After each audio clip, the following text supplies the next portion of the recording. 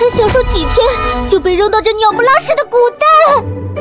宿主，求求你正常一些，你再这样发疯也回不去。既来之则安之。安之你大爷！姑奶奶安不起来。二童，我跟你说，反正我死了你也得销毁，你想想哪个比较划算？不就是我绑错人了吗？你至于吗？你身上有重生波动，跟女主名字又只差一个字。1万元和1亿元也差一个字，没手机，没人权，没自由，只有一堆脑残的爹公爹婆，你让我怎么安置？毁灭吧！要么让我死，要么把异能还给我，让我把他们都杀了。宿主别啊！只要你赚到足够积分，异能就能解锁，元女配的怨气消散了，你就自由了。到时候你想占山为王，还是谋朝篡位都可以。在现代，你只能点10几个模特小哥，在这里你可以3宫6院72难飞。行吧，算你狠。姑娘不好了！小蝶，你慢慢说，别吓到姑娘。姑娘，奴婢的娘传消息说，夫人舍不得大姑娘嫁到永宁侯府，打算让您跟她换亲。换亲？当初把亲事安排在同一天，就是为了方便操作。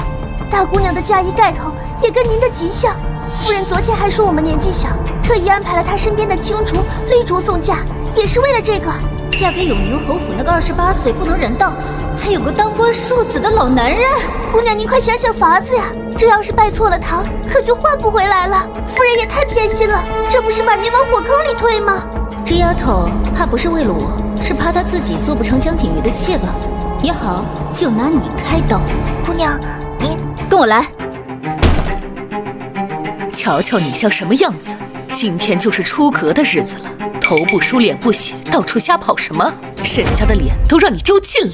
母亲说的这是哪里话？丢脸自然是各丢各的，若真能一个人代表一大家子，那咱们沈府哪还有脸让我丢？你女混账！不是4年前就已经让姐姐丢干净了吗？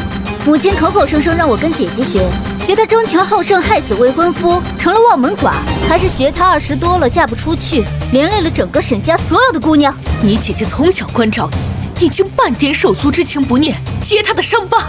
我没有你这种自私凉薄的女儿。看吧，一旦那个一直吃亏的人不想再吃亏，就成了破坏和平的那一个。这逆女怎么变本加厉了？以前好歹看我生气就收敛些，这是知道要成亲，越发不把我这个母亲放在眼里了。我也不跟您绕弯子了，换亲的事我已经知道了。你胡说什么？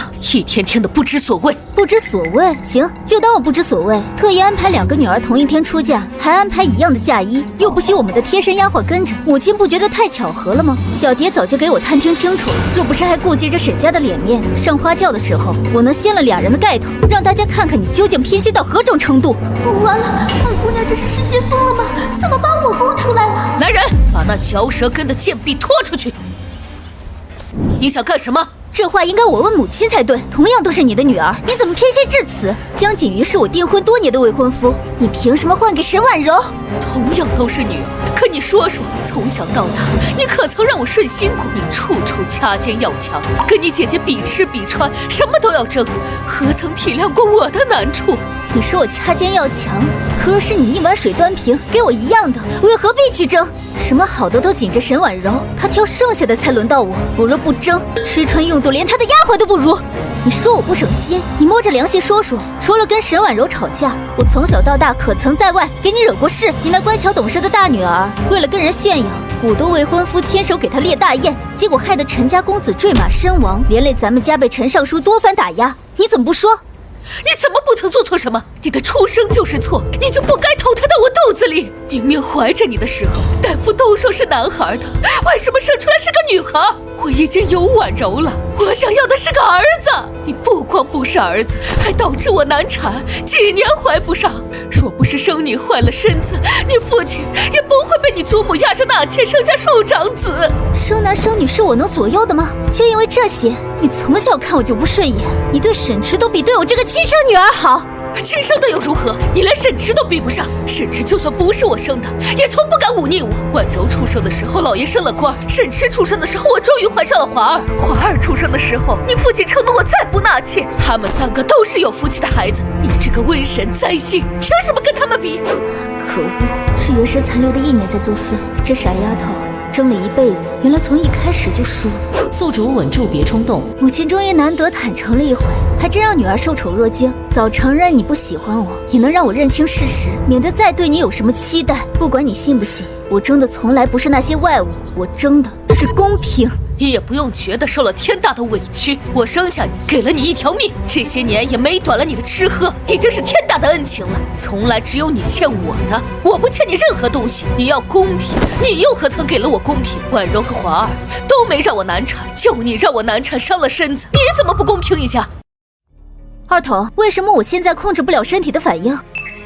宿主别急，你现在流的泪都是原主脑子里的水。原生最大的执念就是想弄明白为何母亲不爱他，眼泪流干，执念也就消了。你再坚持一会儿。虽说我不喜欢你，但你好歹也是我身上掉下来的肉。婉宁，你就当帮帮你啊，帮帮你姐姐。从小你性子强硬，就算嫁到永宁侯府也吃不了什么亏。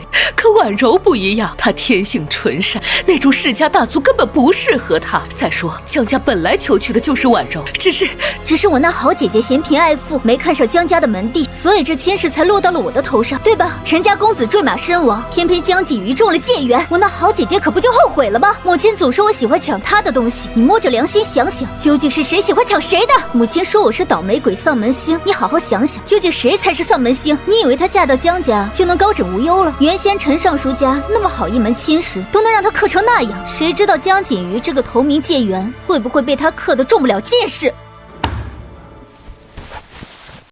你诚心想气死我是不是？沈婉宁没有娘家依靠，你以为江夫人会看得上你吗？没有压箱银子，没有娘家撑腰，我倒要看看你能把日子过成什么样。就因为我不如你的意，你的大女儿过不好，你就想让我也没好日子过，虎毒还不食子呢？真该让京城的贵妇看看，一向以温柔和善著称的沈夫人是何等的心狠歹毒。我就问你一句话，你到底肯不肯跟婉柔换嫁？你若是肯，沈家就还是你的娘家，我多陪送你些银钱。若不然，压箱银子你就别想了，以后也不必再跟娘家来往。哟，怎么还急了？我又没说不还。既然这母爱亲情与我无缘，我也不打算再强求。时间紧迫，母亲确定要继续跟我打太极。你究竟想要什么才肯听话？开价吧。对吗？这才是商量事情的态度。第一，我要母亲写一份字据，签字画押，写明这次换签的真正原因。我那个好姐姐最擅长得了便宜还卖乖，这亏我不想再吃了。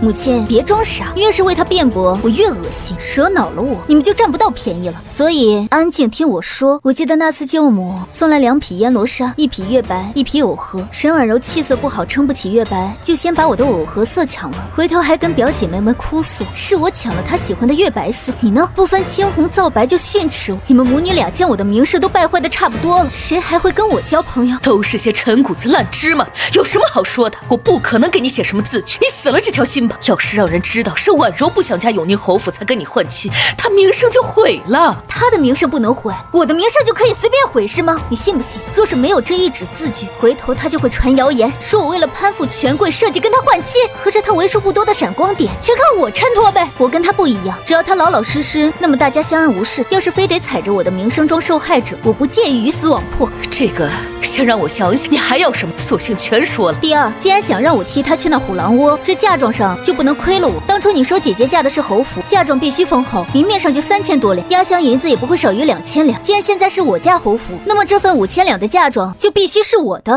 婉柔从小没吃过什么苦，那点嫁妆怎么够用？侯府富贵，少不了你吃穿用度。江家清苦，没了嫁妆银子，婉柔的日子怎么过啊？侯府富贵，少不了她吃穿用度。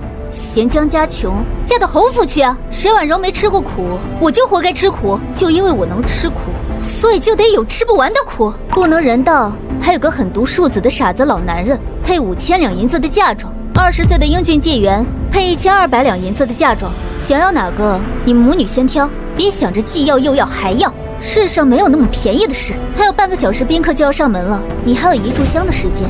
咱们沈家不是大富大贵的人家，你还有2个兄弟未成亲。婉宁，抬到永宁侯府的3000多两嫁妆都给你，压箱银子能不能少一些？要么痛快给钱，让你的宝贝女儿跟介元郎双宿双栖；要么就把你的婉柔嫁到永宁侯府去。听说老侯爷年近70，活不了多久了。那个庶子韩锦城5岁就敢杀人，13岁中进士，侯府早晚是人家的。有这么个厉害的庶子，沈婉柔就算生下10个儿子，也未必能平安长大。不对，我说错了，韩云泽不能人道，生不了。行，都依你，但我劝你适可而止。口说无凭，立字为证。我要3张字据，一张写清楚是沈婉柔嫌弃韩云泽，你们逼迫我换妻，不是我贪图富贵；第2张写明抬到永宁侯府的嫁妆，再给我2000两银票做压箱钱，是你逼我让出夫君的补偿。至于第3张嘛，我要一份断亲书，从此我们母女一刀两断，再无瓜葛。你也可以不答应，甚至明冤我把我塞上花轿。但到了永宁侯府，我怎么说你可就管不了了。你说那个庶子韩锦城，要是知道沈婉柔嫌弃他父亲年纪大，不能人道，还多有辱骂，他会怎么做？韩锦城，那个京城出了名的疯批，这死丫头是豁出去了。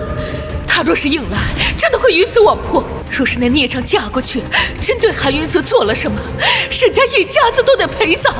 这么看来，这一纸断亲书反倒对我们有利。看来这个韩锦城确实把他吓住了。二头，调出韩锦城的资料。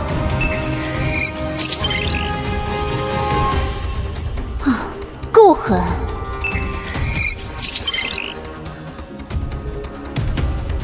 等于说韩云泽的亲爹变成了二叔，继母变成了二婶，这关系真乱。怎么个狠法？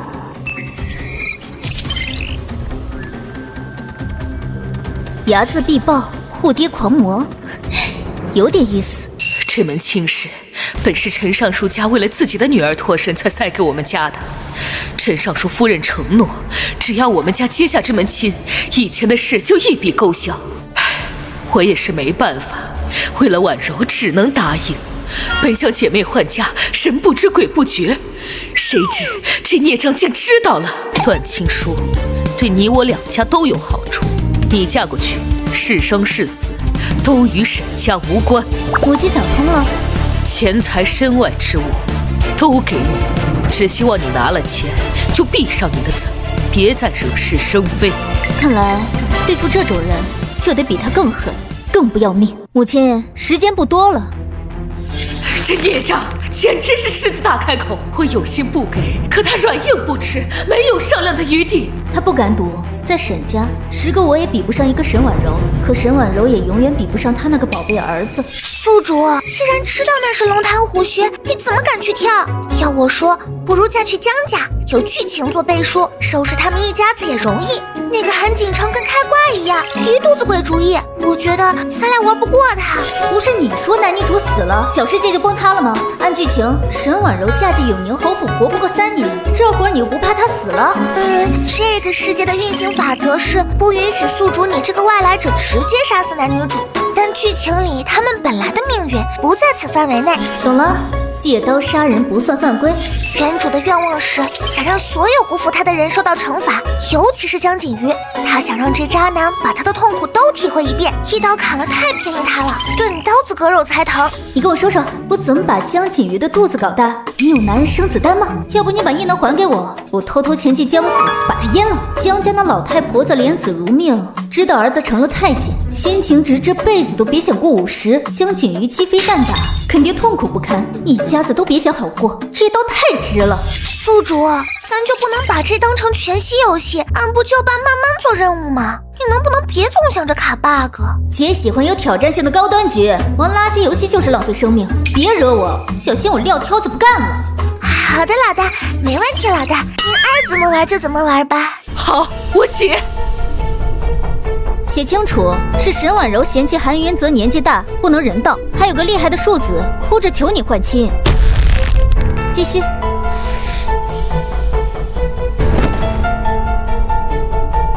2000两银票，还有陪嫁下人的名单和卖身契，一起拿来吧。交接干净了，我也该去梳妆打扮了，免得误了吉时。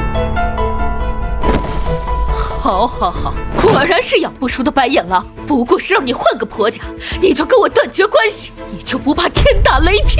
老天爷要是真会批不孝的人，第一个该批的是沈婉柔，所有的烂摊子都是他惹出来的。凭什么要拿我的终身幸福去填坑？滚！你给我滚！滚出去！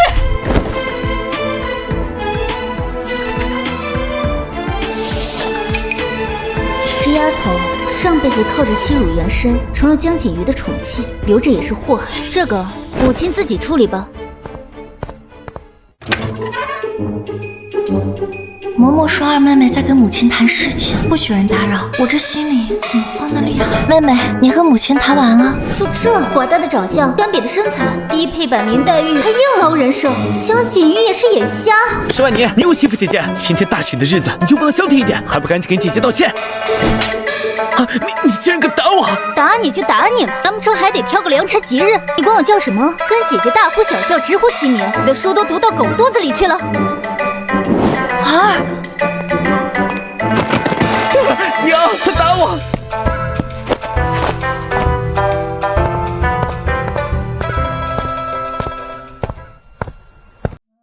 我的儿啊！母亲，都是二姐，她无缘无故就打弟弟。妹妹也不是故意的，她就是脾气急了些。娘，打他！给我起家法，打死他！给我出气！好了，别闹了。怎么回事？母亲今天怎么向着那小蹄子？华儿都见血了，她居然不罚！你忘了今天是什么日子了？她就要嫁到别人家去了，这会儿打她一顿，你让亲戚们怎么看？再不告诉你父亲罚你！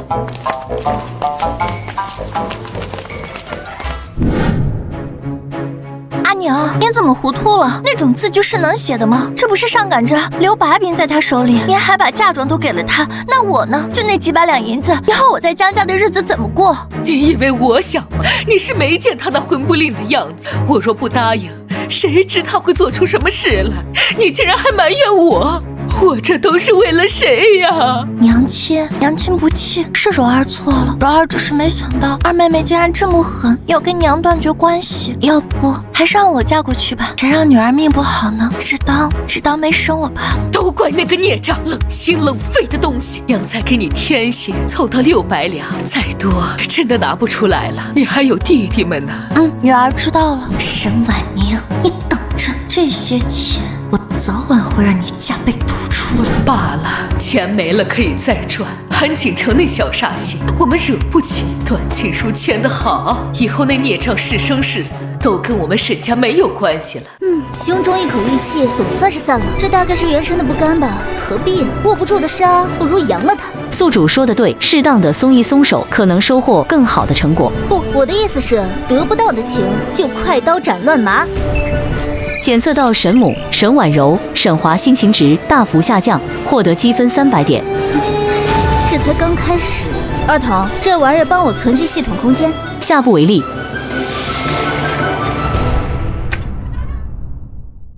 姑娘，小蝶她奴婢不明白，若不是她告密，您还被蒙在鼓里，您为何？你们以为小蝶告密是为了我好吗？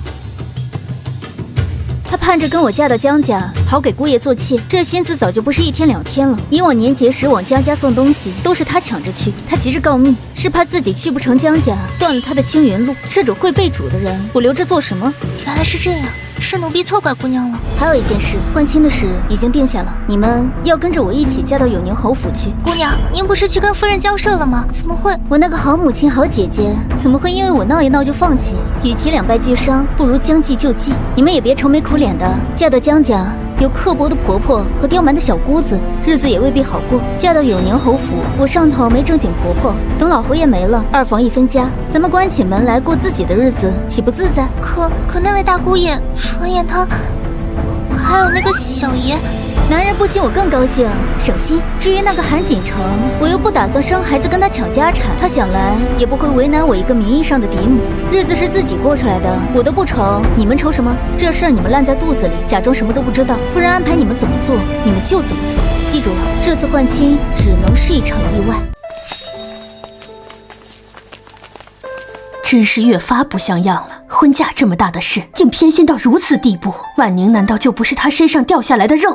婉宁啊，到了夫家不比在娘家，凡事多忍让，孝敬公婆，与夫君和睦。你看姑姑，真是的，婉宁表妹的婚期早就定了，非要把沈婉柔也安排在这一天，忙不过来就不能错开吗？谁说不是呢？我反正不喜欢沈婉柔那假惺惺的样子，还是跟婉宁表妹说话舒坦。及时到。二姑娘，请这边走。锦瑜，我来了，我们终于可以在一起了。就算沈婉宁抢走了我的嫁妆又如何？母亲不会不管我的。我的丈夫是界元郎，前途无限，将来我必定是风光的浩明夫人。看看我们新郎官，欢喜的都傻了。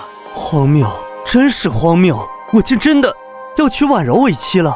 婉柔那么善良，怕我被蒙在鼓里，成亲前偷跑出来告诉我，她真是太好了。哼，至于沈婉宁那个贱人，贪慕虚荣，为了侯府的富贵，竟逼着婉柔换嫁。哼，也好，她那等铜臭之人，本就配不上清贫的江家，嫁去那阿杂地方，也算求人得人。一拜天地。真的是婉柔吗？现在和我拜堂的，真的是我心心念念的婉柔吗？万一沈婉宁那个女人反悔了，现在轿子里的人还是她，那该怎么办？婉柔，真的是你！木已成舟，现在谁也无法把我们分开了。锦瑜这么喜欢我，绝不会把我退回去。至于沈婉宁，永宁侯府是留下她还是贬妻为妾，都与我无关了。少爷不好了，老夫人头风犯了，疼得厉害。怎么会？婉柔，你先歇着，我去看看母亲。新婚之夜，这分明是给我下马威，不能硬碰硬。我不是沈婉宁那个蠢货，人都是同情弱者的。青竹，进来伺候我更衣。侯母病了，生完儿媳理应去侍疾，给我换那身藕荷色的衣服，别上妆，去吧。我只要把孝顺媳妇的姿态做足，她一个官家夫人，总要脸面，定会劝我们回去。到时孝顺名声有了，锦瑜也会更怜惜我，一举三得。为了个女人，连亲娘都不要了。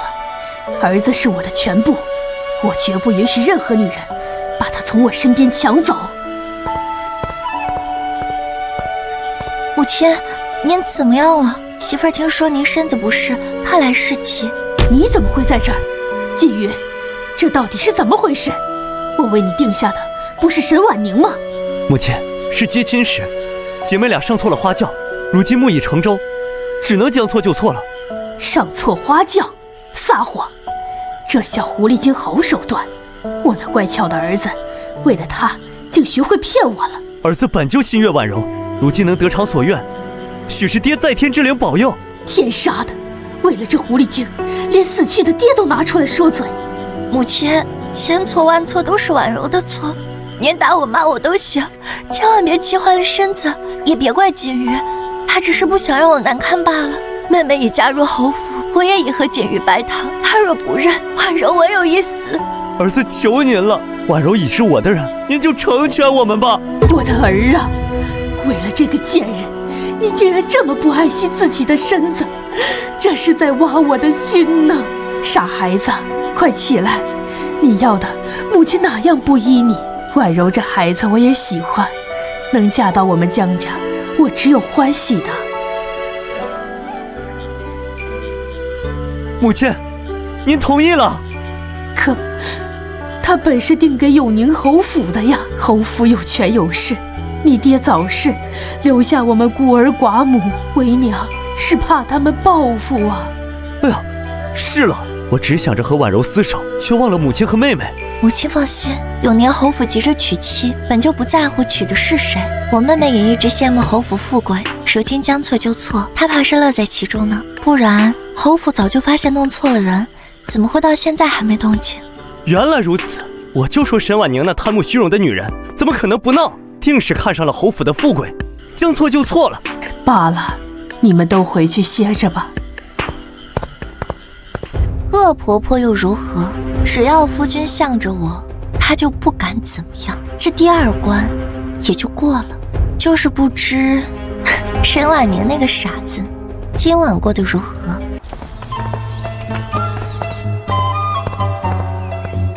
宅斗嘛，偶尔换换口味也不错。人不犯我，我不犯人。若是不爽了，就干翻前脚杀出去。看老侯爷这精神头，哪儿像有冲喜的样子？你再看侯夫人那张脸，果然传言不虚。亲孙子过继出去后就不待见了。真正难受的怕是二夫人赵氏吧？你看她那笑比哭还难看。偷鸡不成蚀把米，要不是当年这侯府的一切本该是我儿子，如今倒凭空多了个嫡长孙媳来跟我抢管家权。等那位庶子韩锦成回来，才更有热闹看呐。让他凭空多了个年纪相仿的嫡母，怕不是要结仇了。好饿，什么时候才能吃饭啊？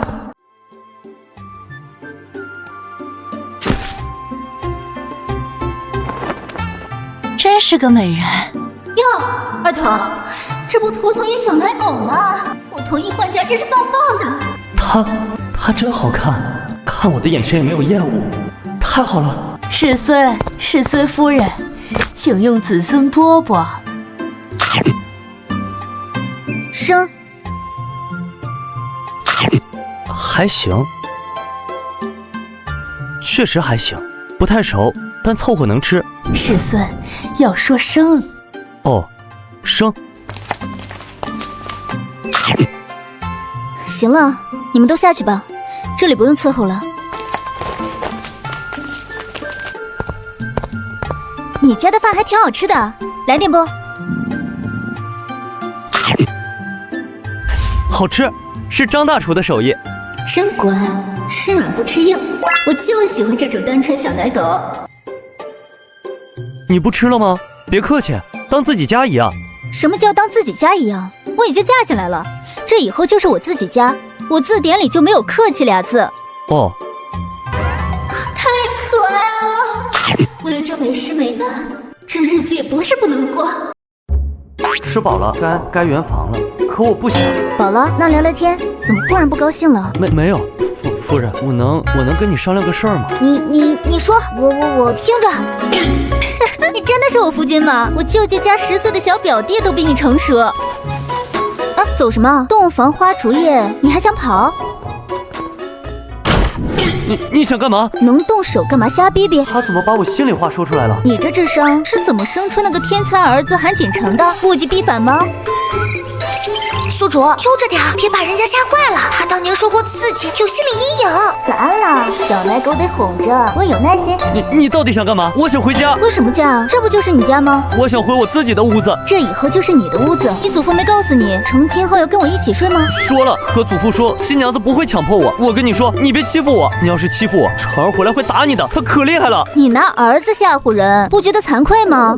为什么要惭愧？成儿就是很厉害。祖父说他是万中无一的天才。你爹是神童，你儿子是神童，就你笨得这么稳定，不怕人笑话？我习惯了，我天生就笨。对不起啊，我知道你嫁给我很委屈。你能不能先在我家待几年？我家饭菜好吃，零用钱也多。等将来祖父不在了，我就放你走。我小库房里有好多宝贝，我分你一半，但是不能告诉成儿，好不好？为什么不能让你那个成儿知道？你不会是把宝贝许给他了吧？不是，我是为你好。成儿要知道你刚成亲就想着走，会认为你瞧不起我，他会下狠手的。他只对我好，对别人超凶的。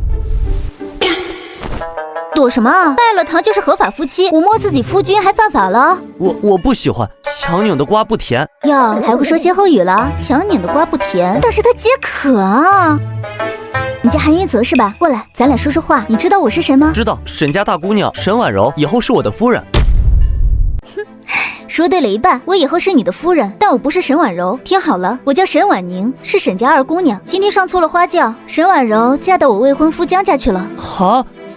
那怎么办？什么怎么办？我那好姐姐到现在都没让江家来换人，估摸着这会儿人家洞房都入完了。你是说你姐姐不想嫁给我，你未婚夫也不在乎，所以他俩将错就错了？啊，你这逻辑挺缜密嘛，不傻呀？祖父和成儿也说我不傻，我知道你们女孩子不想嫁我这样的，沈大姑娘不想嫁我很正常。谁说的？我就觉得夫君你很好，知道沈婉柔嫌弃你，你也不生气啊？我为什么要生气？我又没见过她。那你呢？你未婚夫跟别人圆房了，你看起来一点都不难过。我本来也不喜欢他，正好我娘舍不得沈婉柔嫁你家守活寡，谋划着把我俩换了，我干脆将计就计，还多坑了她一笔嫁妆。她也好可怜，跟我一样。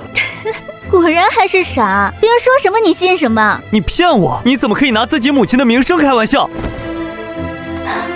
没骗你，说的都是真的，我是沈婉宁，不是沈婉柔。你也别想让我回家，我娘家人不要我了。韩云泽，咱俩拜过堂了，你会养我一辈子的，对吧？那现在怎么办？要去找祖父吗？不用，明早再说。这事儿肯定要坦白，但不能实话实说。你明早跟老侯爷说，对我很满意，咱们将错就错，免得他老人家生气。不要，祖父说不可以因为怕他担心就不说实话。行，但实话只能跟祖父说，对外你得替我保密。你也不希望我被人嘲笑吧？我保证，我还会替你在祖父面前说好话。老爷，夫人，出事了！昨日两位小姐上错了花轿，江国爷已经跟咱们大姑娘圆房了。你说什么？奴婢们也不知道进新房的是大姑娘啊！如今木已成舟，姑娘哭得不得了。滚！都给我滚出去！你没什么要跟我说的吗？夫君，妾身也是没办法了，你就再疼柔儿一回吧。糊涂，蠢妇！为了她一个，你连我们沈家上下都不顾了吗？是意外。再说婉宁那丫头比柔儿长得好，侯府未必不满意。你当侯府是傻子吗？你这是把侯府的脸面往地上踩！亲娘子是你说换就能换的？婉宁也是沈家骨肉，你这么做就不亏心吗？事情是你管家不利，无论侯府提出什么条件，我们都只能受着，不然为了沈家，恐怕要委屈你了。老爷，你自请去家庙为沈家祈福吧，请罪就要有请罪的态度。进家庙。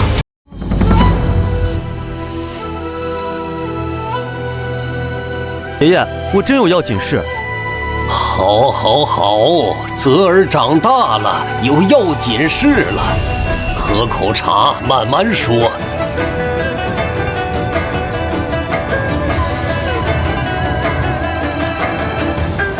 侯爷，事情就是这么个事情，我娘逼我，我为了还她养育之恩，就同意了。侯爷想怎么处置请随意，但我是从犯，不能把火都撒在我身上。如果愿意将错就错也行。比起心不甘情不愿的沈婉柔，我觉得我更合适韩云泽。别的不说，我是真喜欢他。爷爷不生气。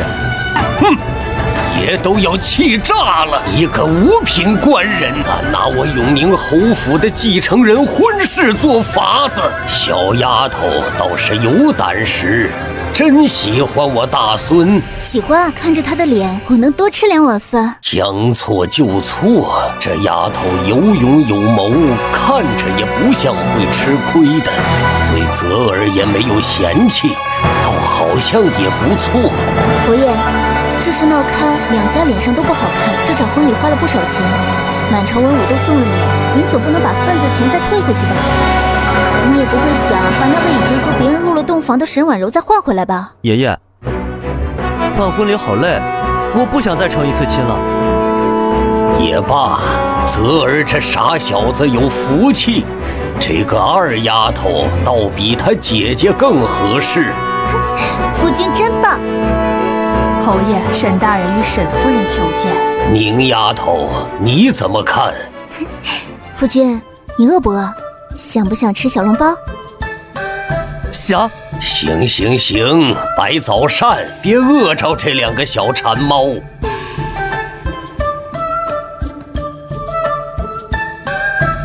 一家人，动快吧。娘子先吃。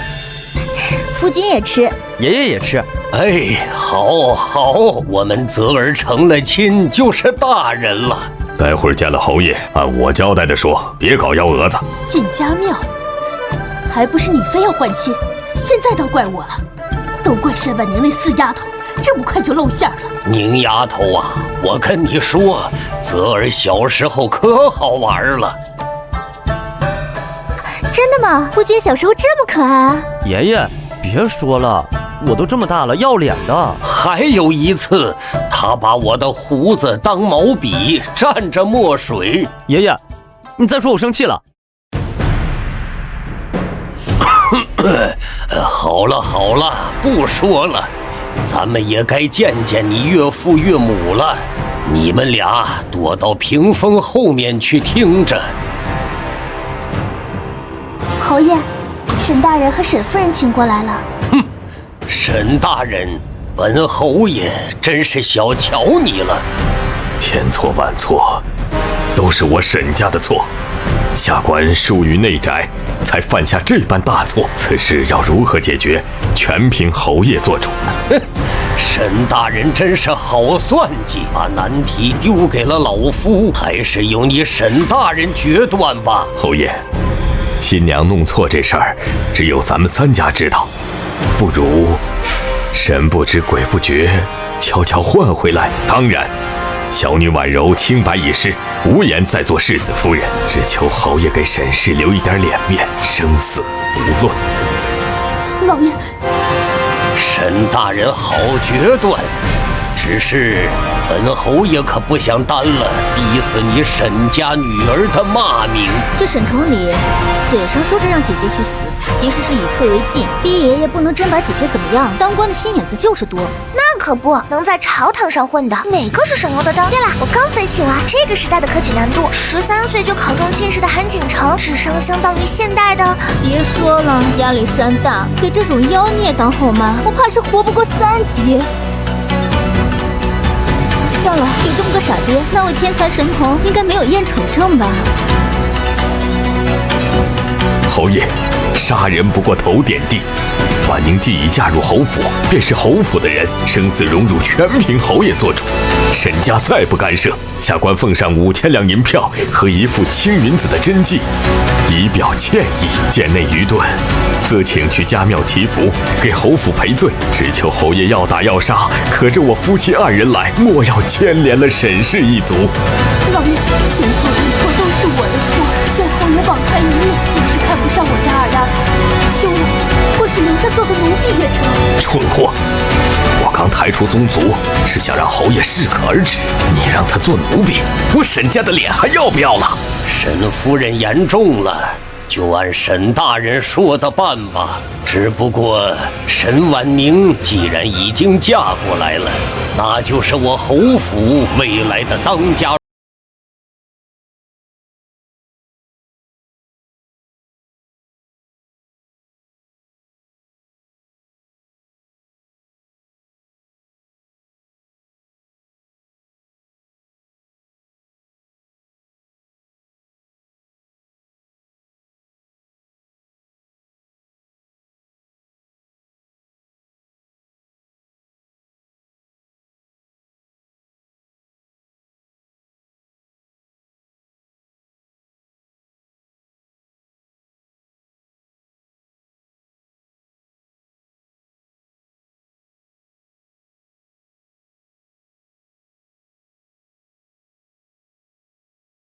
逆女，你闭嘴！宁儿别怕，都怪你母亲糊涂。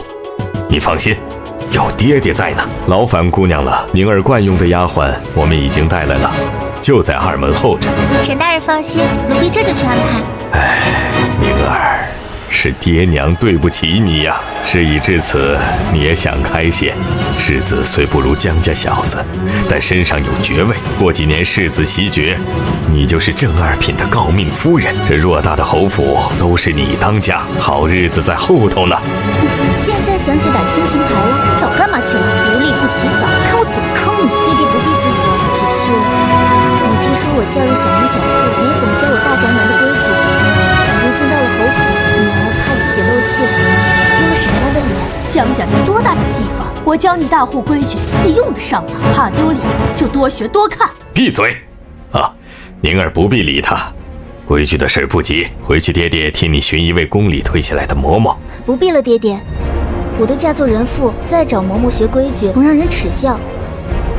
女儿觉得比起规矩，还是想法子融入侯府，讨侯爷欢心更重要。您说呢？好孩子，你这么想就对了。有什么需要爹爹做的，尽管说，咱们是一家人嘛。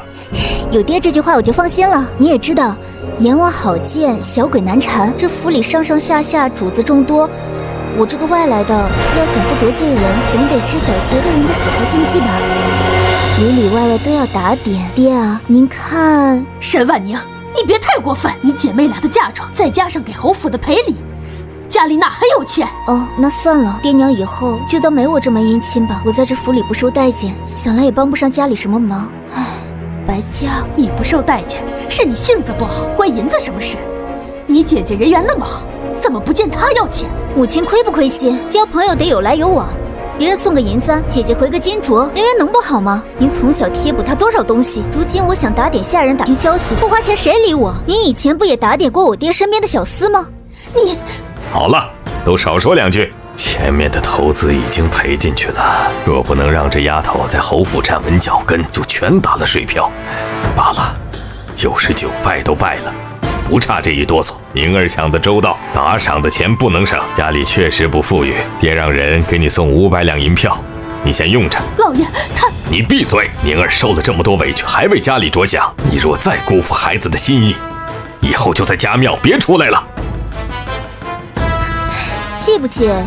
就算我跟你们断了亲，只要爹不知道，他就会一直往我身上砸钱。你以前舍不得给我的，现在都得乖乖送到我手里。我不能说，我若说了，夫君知道我签了断亲书，肯定饶不了我。我得忍，等我的华儿金榜题名，看我怎么收拾你这死丫头。宁儿在侯府好好过，有什么事儿就派人回家说，沈家永远是你的后盾。多谢爹爹，女儿记下了。姑娘，你没事吧？我跟你说，大姑娘在江家可不好过。听说新婚夜江老夫人就病了，大姑娘跟江公子去市集，我早上看她眼睛都肿了，活该。姑娘，姑爷好相处吗？老爷夫人怎么说？放心，老侯爷很好，你们姑爷也好得很，以后这锦芳院就是咱们的地盘，都把心放肚子里。姑娘放心，我们一定不给你惹祸。也没那么夸张，真有人欺负你们，打得过就打，打不过就跑，回来咱们一起套麻袋。赶紧吃点东西吧，侯府的点心可比沈家强多了。上辈子他们的结局一个比一个惨，春儿被小蝶陷害，卖进脏地方屈辱而死，仙儿被逼嫁给赌鬼，熬瞎了眼睛，小桃陪着我，过得连3等仆妇都不如。这一世我不会再让任何人伤害他们，江家那群黑心肝的等着我。姑娘，你怎么这么看着我们？怕什么？这是你们姑爷。夫君，这是我的贴身丫头小桃、春儿、杏儿。见过姑爷。哦，快走！祖父、祖母、二叔、二婶他们都到了，让咱们去敬茶呢。这都快吃午饭了才敬茶，我还什么都没准备呢。祖父说不用，咱俩等着收东西就行。你别怕，大家只是说话怪怪的，除了二叔，没人骂咱们。今天祖父在，他应该不会骂人。这傻小子也太实在了，这么会安慰人，你是生怕我活得太长吗？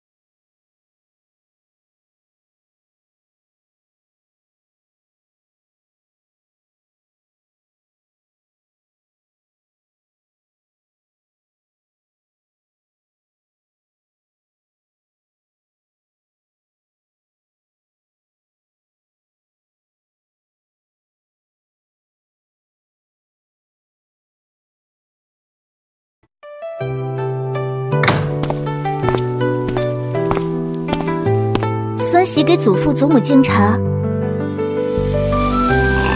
哎，好孩子，我年纪大了用不上，你带着正合适，以后啊就是一家人了。多谢祖母。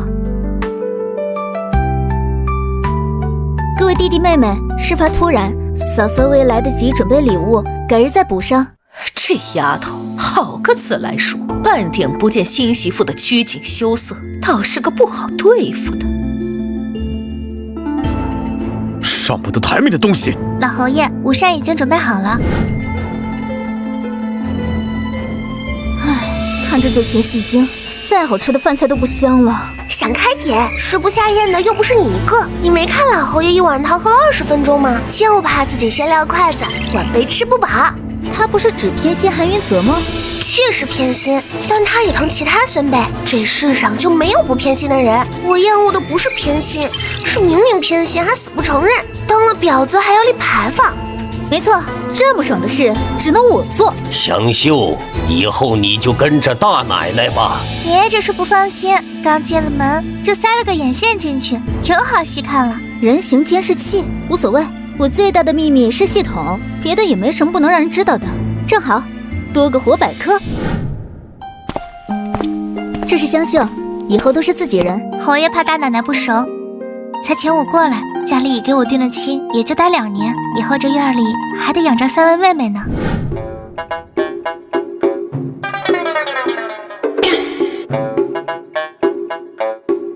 二筒啊，这么可爱的男孩子，怎么就成了老男人呢？这颜值，放现代开直播，能月入10万。从数据分析，28岁在本时代相当于现在的45岁。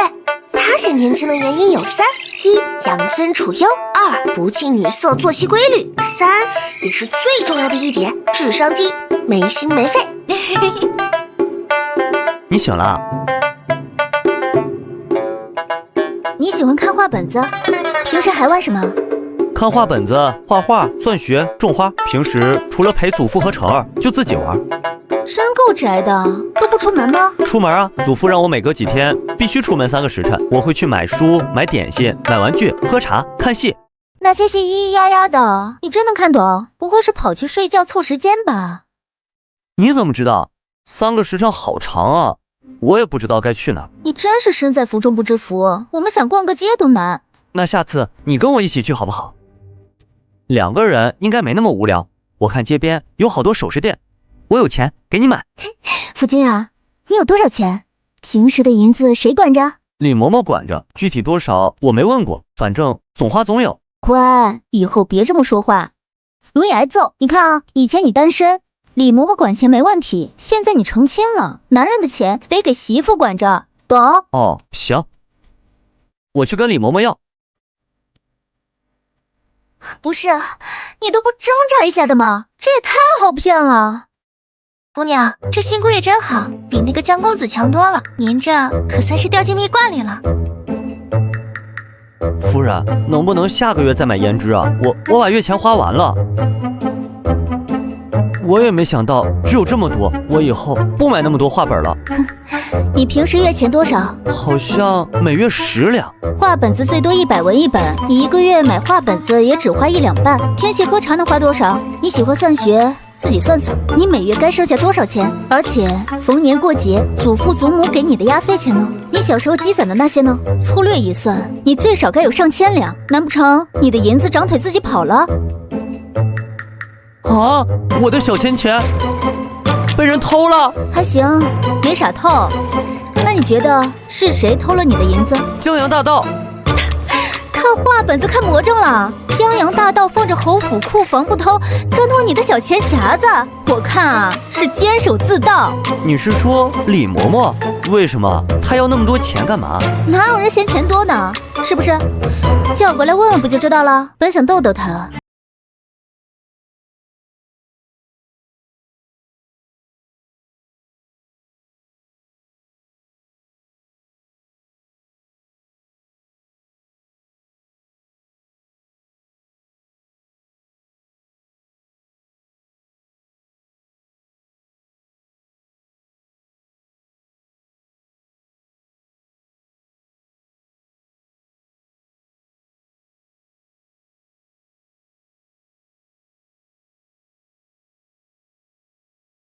是该敲打敲打了。二筒，帮我看看怎么走能让他死棋。你傻子下棋还用我开挂作弊？我就没见过比你更无耻的宿主。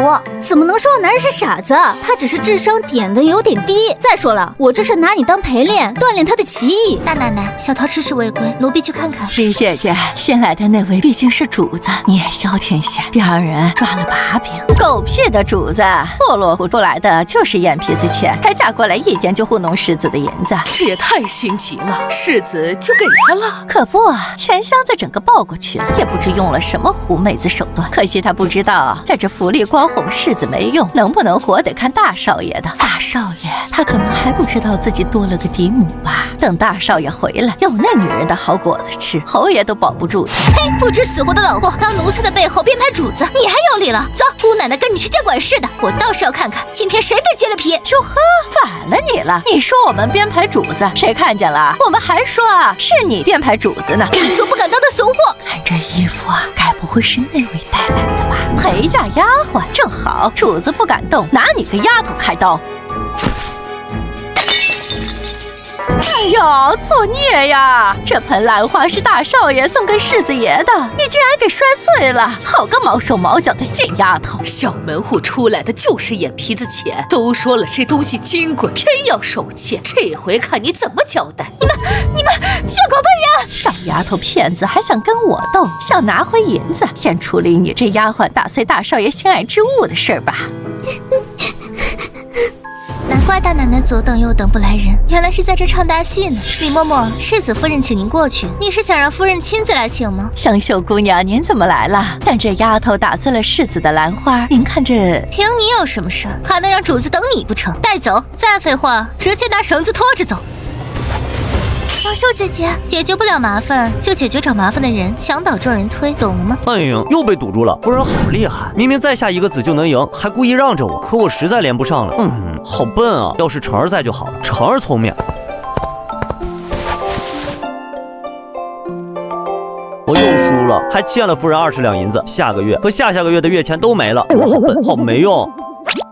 世子夫人，你怎么能掐世子的脸？女子出嫁以夫为天，你这是大逆不道，有违妇德。啊，这么严重啊？那你去跟侯爷说，把我进猪笼吧。李嬷嬷如此忠心，侯爷肯定会大大奖赏你的。世子夫人恕罪，老奴年纪大糊涂了，实在是世子爷从小不容易，我们当奴才的都捧在手心，怕磕着碰着。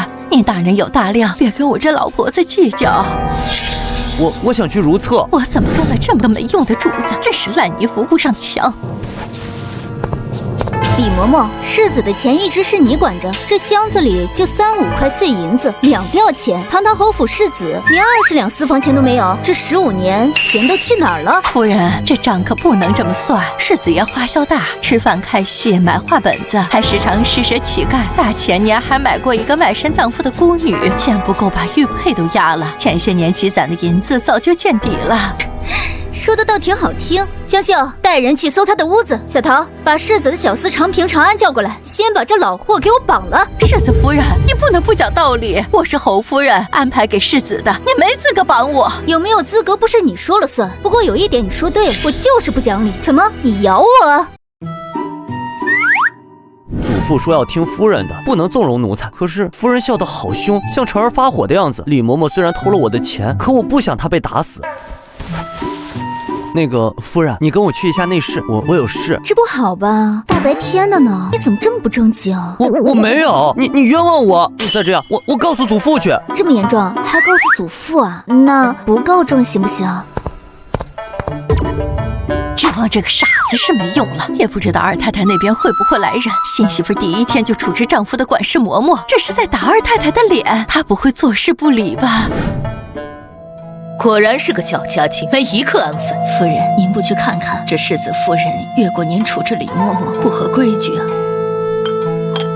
规矩在这府里，侯爷才是规矩。侯爷早说过，那父子俩的事不用我操心。如今出了纰漏，自然也赖不到我身上。那就这么放着不管，让他处置了李嬷嬷，岂不是打了您的脸？这李婆子贪财，但对那父子俩却尽心尽力。沈氏现在处置了他，最不高兴的就是侯爷和韩景成那个小崽子，一次得罪2个最不能得罪的人，他蹦跶不了几天。我犯不上掺和，看戏就好。按他留李嬷嬷一命，打10板子赶出去就行。这小傻子还挺善良。大奶奶从李嬷嬷房里搜出了500多两银子。你们2人把世子每次出门的大概开销和超过20两的大额支出都写下来。香秀，你带着这些银子和供词去回禀侯爷。是。这丫头胆大心细，也知道护着泽儿，不错，全交给世子夫人处置。锦芳院的下人，你也嘱咐一下，让他们认清主子。管事默默理事，身为家奴，不思宗主，反倒阳奉阴违，中饱私囊。15年间，贪没主子私产上千两，此等恶奴绝不饶恕。夫人为什么非要我看着？我知道这是杀鸡儆猴，可我不是猴子呀，我乖，不吓唬也乖。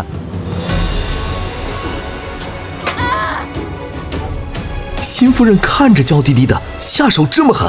李嬷嬷可是府里的老人了，说处置就处置了，以后咱们的日子怕是不好过了。真是人心不足蛇吞象。以后你自己的钱自己管，我教你个法子，看，初始资金500两，每次有收入就记一笔，花钱了就出一笔，每个月盘点一次，一目了然。夫人，你好聪明啊，这个方法真好。你不是喜欢算数吗？我考考你。有点东西啊。你再看看这道题。夫人，我不会。看好啦。宿主拿小学几何题糊弄古人，有什么好得意的？有能耐你整微积分啊！滚！美女的事情你少管。没看我撩帅哥吗？再说我也得会啊。不会没关系，本系统提供专业教材，让您沉浸式体会考研的快乐。圆润的滚！夫人，我解出来了，你快看看，对不对？夫君真厉害。夫人，再给我出几道题嘛。这道题有点难，你慢慢想。求知欲太旺盛的学生太费老师了，明天得给他找点别的事干。夫人，我祖父说要和夫人多接触，这是我明媒正娶的妻子，睡在一起是应该的。奇怪，昨天和今天睡在他身边，我居然没有那么抗拒，睡得很香。永宁侯这老家伙，锦城这孩子哪儿都好，就是出身不好，好不容易前途大好，老侯爷偏偏给他弄个嫡母来添堵。以这孩子的手段，那沈家女恐怕一个回合都撑不过。去吧。渣！皇上又想逗小韩大人了，也不知等小韩大人知道了圣上的骚操作，会不会炸毛？也不知这些日子父亲可安好，二房的袭人是否安分？早知道离京数月，当初就该告病，或者把父亲带在身边。这男人皮肤真好，明明我警惕性很高，在他身边却能睡得这么沉，缘分啊！不过我醒了，你怎么能继续睡？夫人，早上好。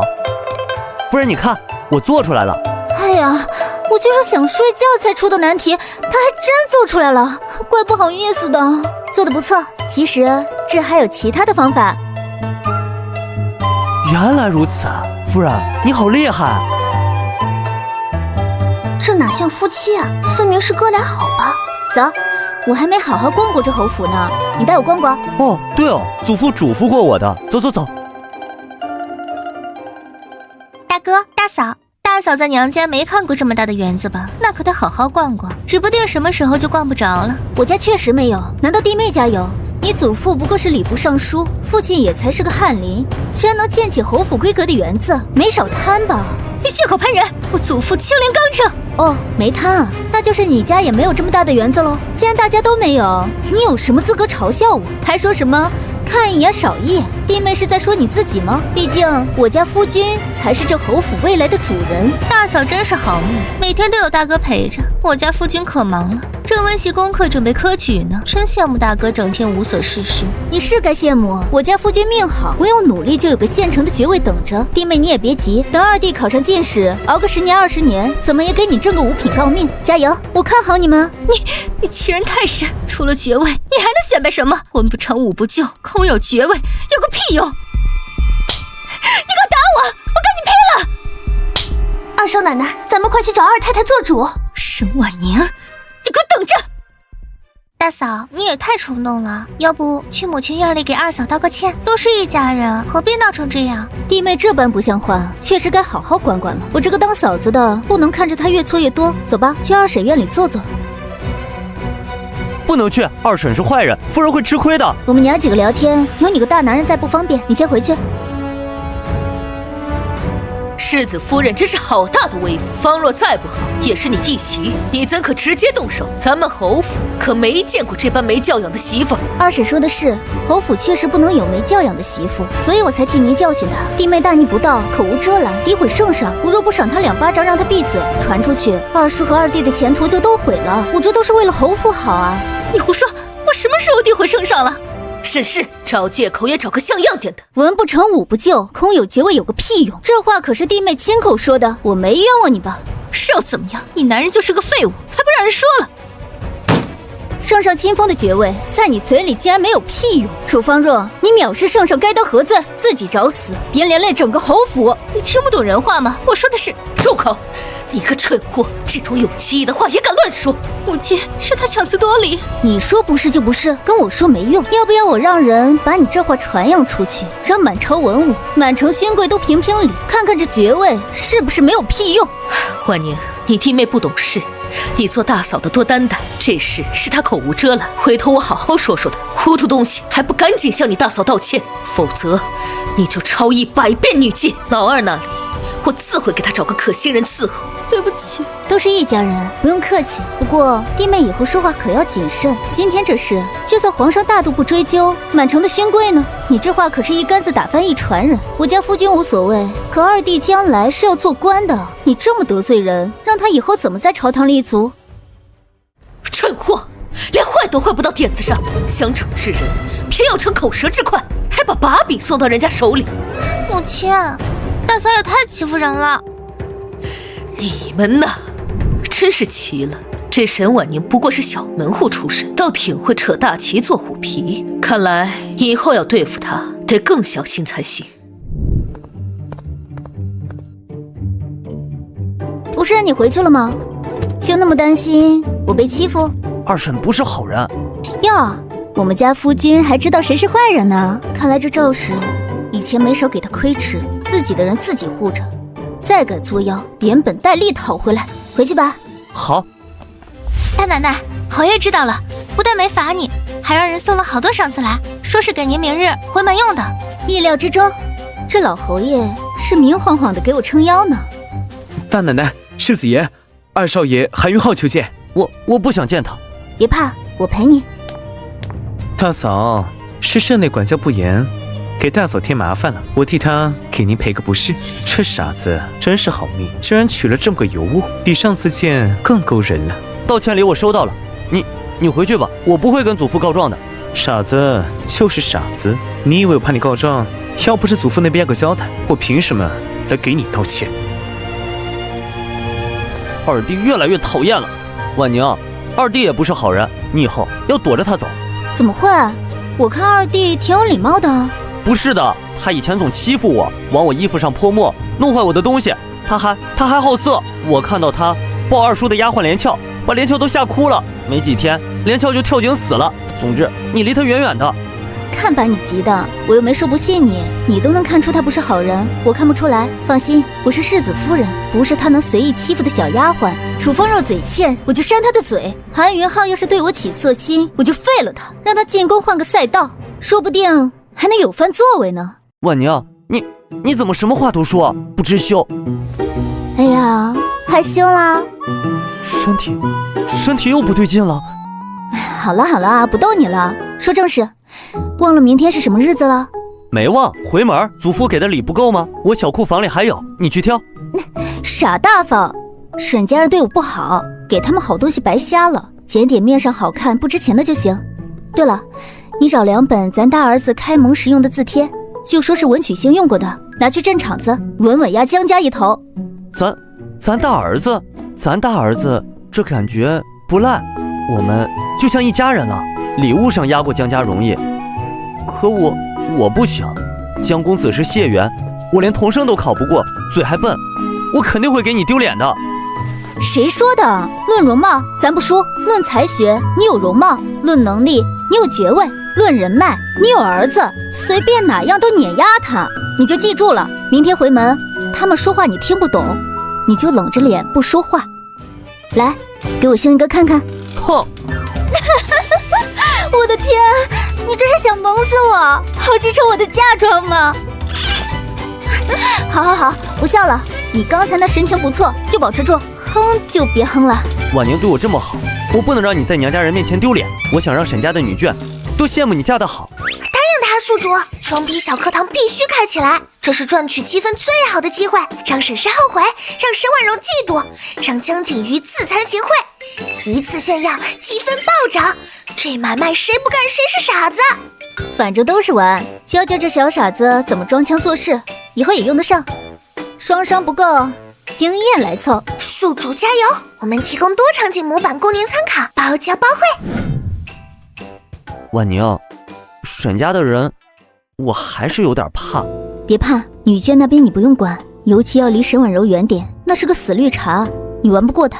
男的呢，岳父沈崇礼道貌岸然伪君子，二弟沈池爱占便宜心眼多，三弟沈华是个炮仗，沾火就着，总之没一个好东西，随便应付就行。夫君，长夜漫漫，无心睡眠，不如我们做点有意思的事。我要睡了。梳洗，早晚吃了你。又有那种怪感觉了。我知道这对婉宁不公平，她是在守活寡，可是一想到那种事儿，我就害怕。再等等，再等等就好。起床啦，起床啦！烦死了，起这么早。唉，我的命怎么这么苦？要是绑了韩云泽这样的宿主，我该是多么快乐的小系统啊！光这一套就抵得上沈婉柔所有嫁妆了，看她眼不眼红。哟，小夫君很上道吗？掌握了气人的精髓。我娘留给未来儿媳妇的，你戴好看。我的天，太美了！哎呦，这是谁家的小天使啊？还会抱金币，快到姐姐碗里来，让我亲个够。世子妃，自从成了亲，姑娘的羞耻心好像都败没了，这要是在沈家，又要被打手板了。柔儿啊，我们江家家贫，实在拿不出像样的回门礼，委屈你了。这是你公公的遗物，这是我的嫁妆，你一定得加上，也算我们江家看中你的一片心。母亲，这如何使得？老白脸，这两样东西加起来值几个钱？非要弄得跟挖了江家祖坟似的，这是要让我背上多大的黑锅？以后但凡我有点不适，就得被唾沫星子淹死。娘，嫂嫂一来，娘就要把爹的遗物都送出去，这是……不怪你嫂嫂，都怪我没教好你。你爹要是活着……婉柔，娘也是一片好心，你就收下吧。我妹妹不懂事，你多担待。理解个屁！这死老太婆就是故意恶心我，你还装瞎？凭什么我就活该受委屈？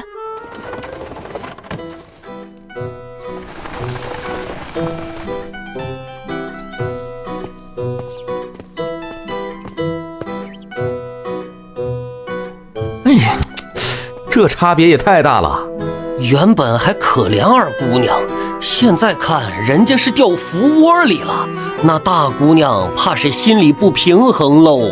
沈婉宁还是这么庸俗，弄这么大排场，不就是诚心想让婉柔丢脸吗？幸好没娶她。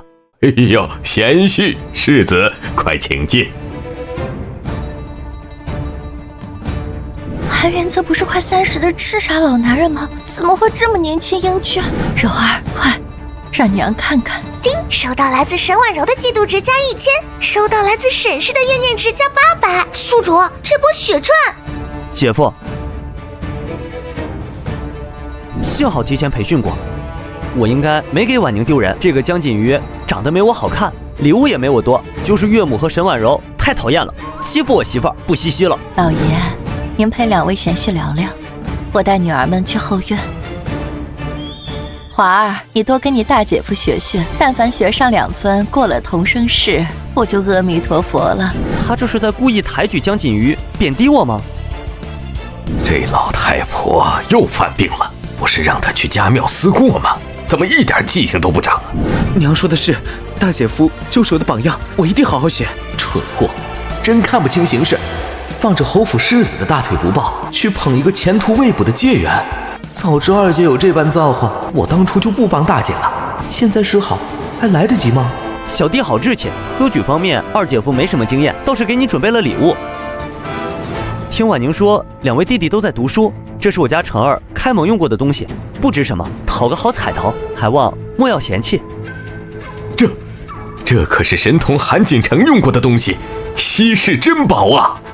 韩锦成，13岁中进士的神童，他开蒙用的东西，对读书人来说堪比圣物。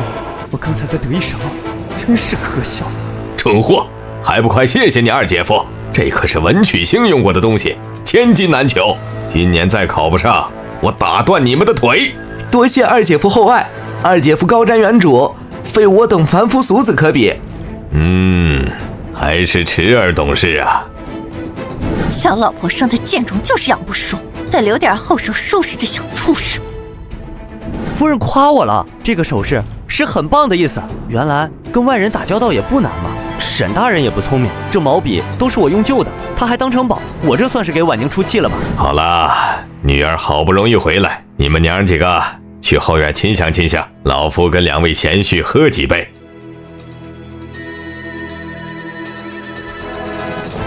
看来世子爷是被宁丫头迷住了，太好了！没想到夫人阴差阳错还办了件大好事，以后沈家的好处还会少吗？我跟你没什么好说的，你回自己院子吧，半个时辰后来我院子吃饭。是。娘，你看他过的是什么日子，我过的是什么日子？他戴的一只镯子都比我全部嫁妆还贵。早知道韩云泽是这样年轻英俊的贵公子，我何必换妻？江家日子根本不好过，凭什么我要去伺候那个老太婆和小姑子？都是笼络男人，我嫁进侯府笼络韩云泽多好。娘，我不甘心。傻孩子，别看那死丫头现在风光都是虚的，高价不易，色衰爱吃，几件首饰算什么？人前显贵，背后还不知受了多少罪。你怎么知道他就受罪？传言还说韩世子是傻子呢，他哪里傻了？早知道我还不如嫁过去，哄着侯府的人好歹有好处，凭什么让我去哄江家那老太婆？我的柔儿，嫁都嫁了，现在说这些有什么用？那侯府是龙潭虎穴，你真以为那死丫头日子舒心？娘，我不管，我嫁妆太寒酸了，在江家都抬不起头，您得再补贴我些。这点东西，连沈婉宁一根步摇都比不上。娘，沈婉宁身边那叫小蝶的丫鬟呢？请那小蹄子干嘛？关柴房了。别呀娘，小蝶跟了二妹7、8年，对她最了解。我们把她送到二妹身边，不就是安插了一个眼线吗？她全家都在府里，谅她也不敢不听话。那死丫头既然主动揭发小蝶，又怎么可能再把她带走？她私下里自然不肯，可若是在韩世子面前呢，我们不用主动提。让小蝶自己看准时机冲出去求情，当着夫君的面，她若不想暴露自己凉薄的本性，就只能捏着鼻子认了。我这就叫人把小蝶带来。你这个死丫头，连累了全家。我们要是被发卖出去，我做鬼也不会放过你。夫人要见小蝶。听见没？这是咱家最后的机会，给我往死里磕头，保住差事啊！别耽误时间，今天府里有贵客，吵到了主子，有你们好果子吃。贵客是2位姑娘回门，难道是二姑娘良心发现，要带我去侯府了？不是夫人找我，究竟是好事还是坏事？好歹从小一起长大，二妹妹也太狠心了，不光出卖你，还把你丢在府里自生自灭。求大姑娘给奴婢指条明路，奴婢下辈子给您当牛做马。是个聪明的。今天侯府世子也来了，能不能回到二妹妹身边伺候，全看你自己的本事。侯府规矩多，有自己人看着，家里也能放心些。奴婢是沈家的家生子，若能去侯府伺候，必当谨言慎行，不丢沈家的脸。福玲，你带她去梳洗，换身衣服，收拾好了就去垂花门等着。能不能被带走，就看你的本事。好好做事，再分不清主子，你们一家子就去黑煤窑团聚。奴婢不敢。丁收到来自沈婉柔的嫉妒值加500，丁收到来自沈氏的怨念值加300。二妹妹也太没规矩了，饿死鬼投胎一样。侯府没管你饭吃吗？关你屁事啊！你是嫁到八卦阵里了吗？这么阴阳怪气，人逢喜事精神爽，心情好胃口就好，这个你羡慕不来。好心提醒你，以江家的生活水平，你下次再想吃这么好的饭菜，怕是要等到猴年马月了。你有什么可得意的？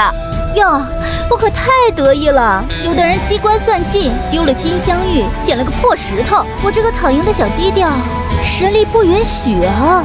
母亲，您说这是不是叫偷鸡不成蚀把米？你就一点骨肉亲情不念吗？早知你是这样的畜生，我当初就该把你溺死在尿桶里。呀，您老人家老年痴呆了，您的生养之恩和我的孝道，不都给您大闺女换夫君了吗？怎么，你宝贝闺女把江锦瑜睡完了，提上裤子不认账？闭嘴！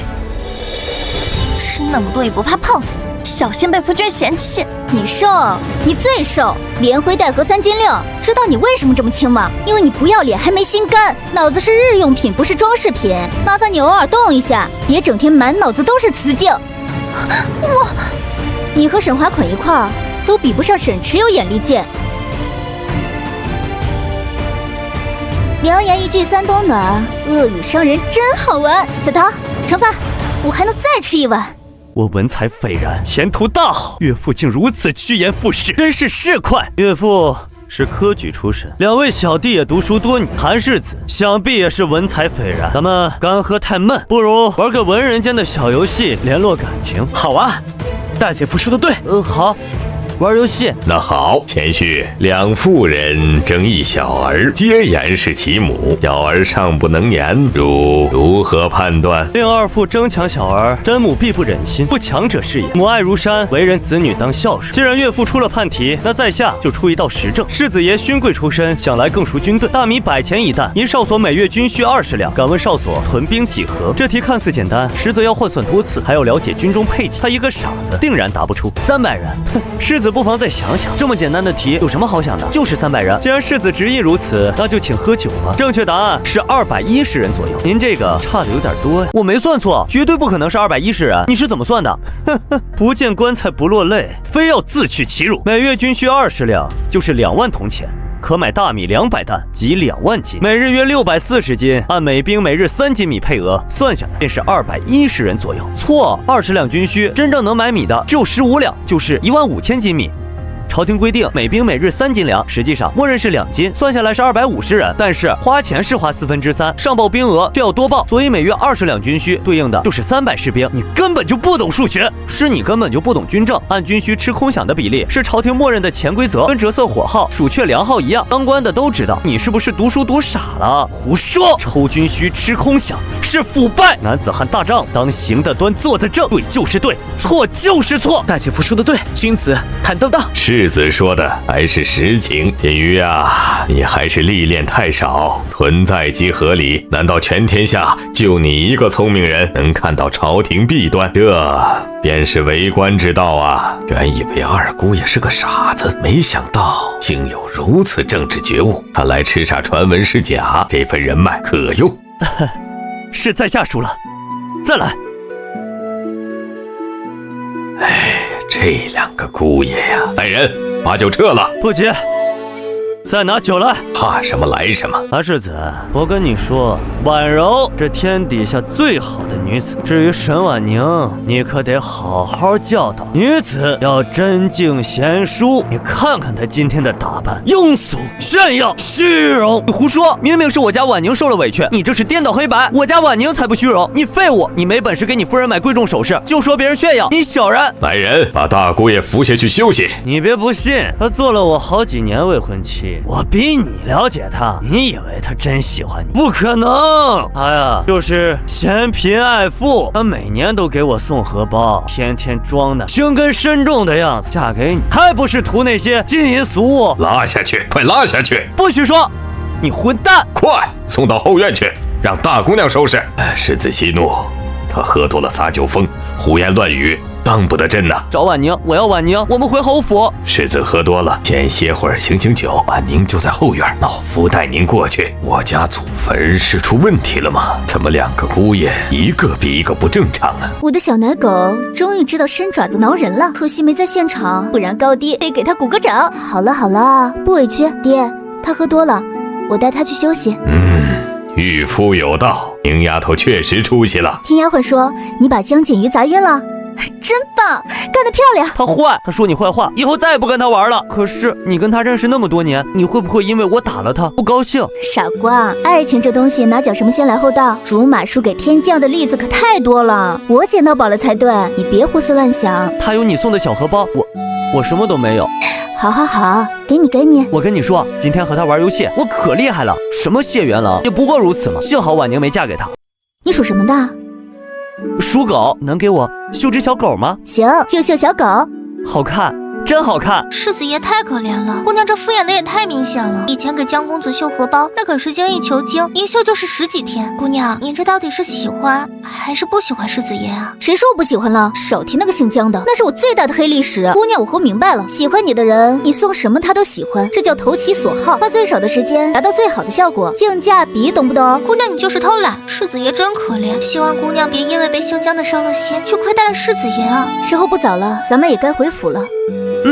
回家。相公，这是怎么了？韩云泽他怎么敢动手？他一个傻子，要是把你打坏了可怎么办？江姑爷只是醉酒加上皮外伤，稍后我开些醒酒汤喝下即可。有劳了。哭什么哭？还嫌不够丢人吗？换亲，当初就是个馊主意。韩世子一看就好拿捏，要是婉柔嫁过去，我能得到的好处更多。这个江锦瑜有才无德，成事不足，败事有余，都是你选的。现在他得罪了永宁侯府，今天若不让他好好去道歉，以后有你们哭的。娘，为什么我的命这么苦？我被沈婉宁欺晕，相公还被她的傻子丈夫打，爹也不疼我了。都怪沈婉宁那个小贱人，要不是她，我们怎会受这种委屈？我与她丈夫说那些，确实有违君子之道。韩云泽打我，也是护妻心切，情有可原。年轻人，行事要稳重，以后在官场上更要谨言慎行。哟，这是在开庆功会呢，不会又是大姐夫在说我坏话吧？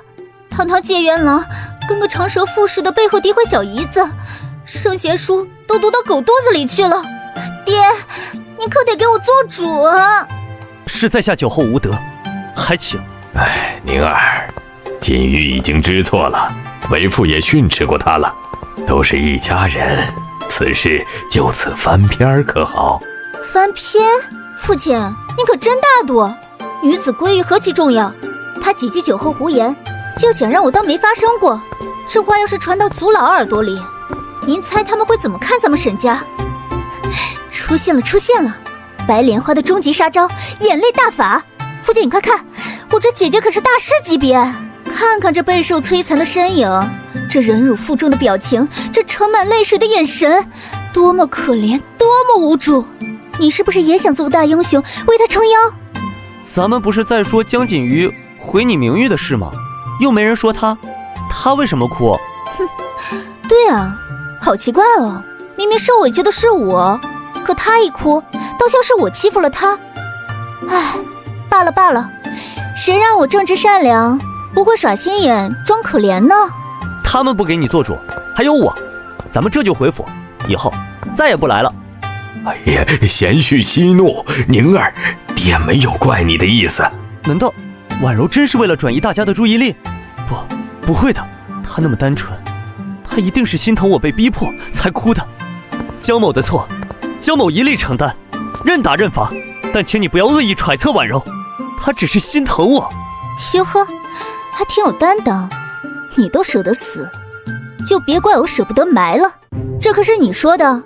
我这个人呢，也就是想要个公道，我也不会闹到族长那里。不过小惩大戒还是要的，免得大姐夫以后喝2口猫尿就忘了礼义廉耻，得罪了我是小，万一得罪了不该惹的，连累了咱们沈家被抄家，我可是心疼我爹啊！骂也骂完了，打你就算了，小姨子打姐夫，说出去不好听，那就罚吧，名誉损失费200两，只收现银，概不赊欠。你怎么不去抢？哼，这可比抢来的快多了。200两银子，对江锦瑜来说，无疑是巨款了。怎么，大姐夫为难了？还是说，在你心里，我这条命连200两都不值？你那些话要是传出去，我可就只有死路一条了。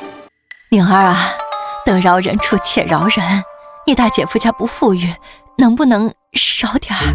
闭嘴，这里没你说话的份儿。今日未带现银，此玉佩乃长辈所赠，留作信物。明日申时，在下定当遣人带银子将此物赎回。目的达到，吵架只爽一时，让他赔钱，才能让他持续性难受。既然事情解决了，那我们就不多留了。爹娘、姐姐、姐夫，告辞。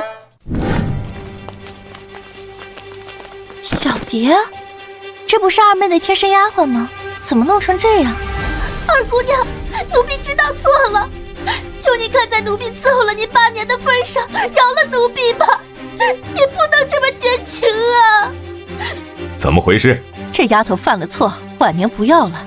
妹妹也太心狠了，丫鬟犯错罚就是了，怎么动不动就把人赶走？万一她想不开寻了短见，妹妹岂不落了个刻薄寡恩的名声？一哭二闹三上吊，在我这玩道德绑架？不好意思，我这人没什么道德，不吃你这一套，要死就赶紧的。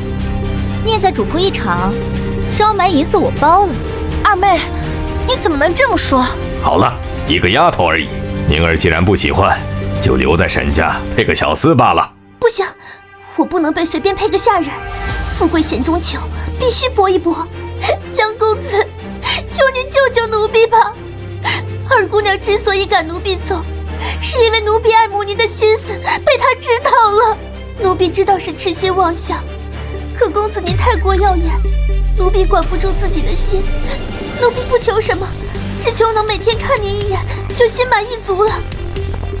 求大姑娘收下奴婢吧，您那么高贵善良，一定不会像二姑娘那么狠心的，对吗？你胡说！来人，把这小贱人给我拉下去！哎呦，既然她都说出来了，大姐，你不是一向自诩善良吗？好歹是一条人命，你就带回去吧。还是说，你的善良大度都是装出来的？当然不是，只是她不是我的丫鬟，我带回去不合适。有什么不合适的？她心都在江家了，你随便配个小厮，万一真闹出人命，你心里过意得去？罢了，为了修复和宁儿的关系，只能委屈柔儿了。不过是个丫头，柔儿就收下吧。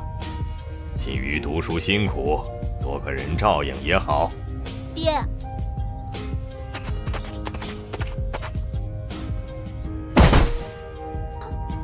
江公，如果能死在您的怀里，小蝶死而无憾。你怎么这么傻？大夫，快找大夫！不要怪任何人，只愿来生。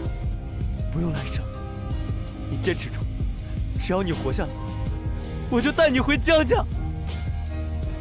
太感人了，爹，还是赶紧把人送去江家吧。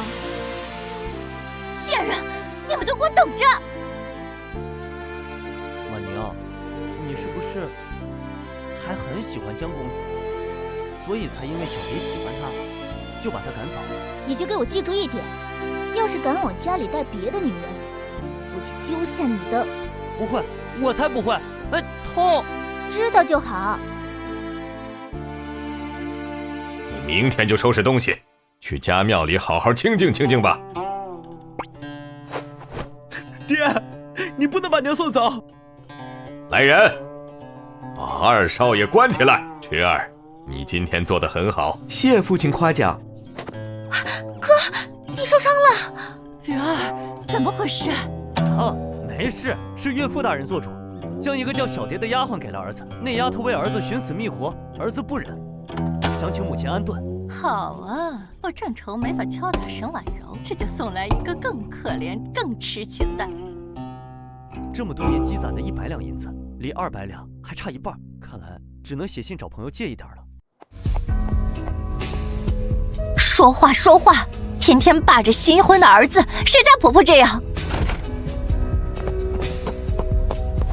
你干嘛去了？这么晚回来？没干嘛，早点睡吧。今天有点累了。为什么？才新婚啊？是他对沈婉宁那个贱人旧情复燃，还是对小蝶那个贱人上了心？系宿主，每日稳定收入，躺着也赚钱。宿主，咱们什么都没干，为什么江家和沈家还能天天贡献积分啊？知道就好，这有什么不科学的？我给他们埋下了一颗雷，现在不过是连锁爆炸而已。江景瑜欠了钱又拉不下脸，只能自己打肿脸充胖子。他一忙就没空应付他那个妈宝妈和白莲花老婆。狼多肉少，能不鸡飞狗跳吗？不过我总觉得这侯府看似平静，却总有种如芒在背的感觉。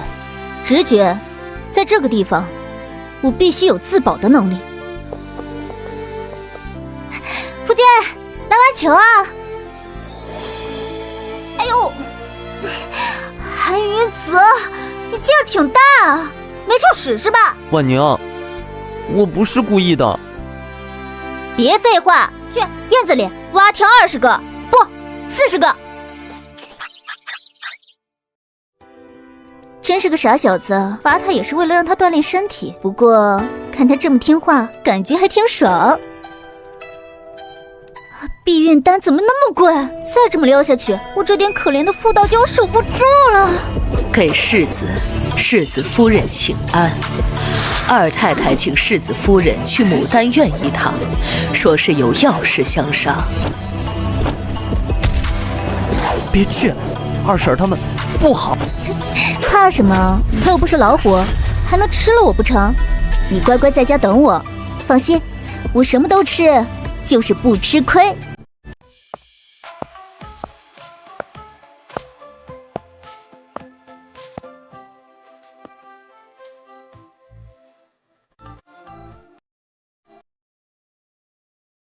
大嫂，看来二太太调教儿媳的手段还行。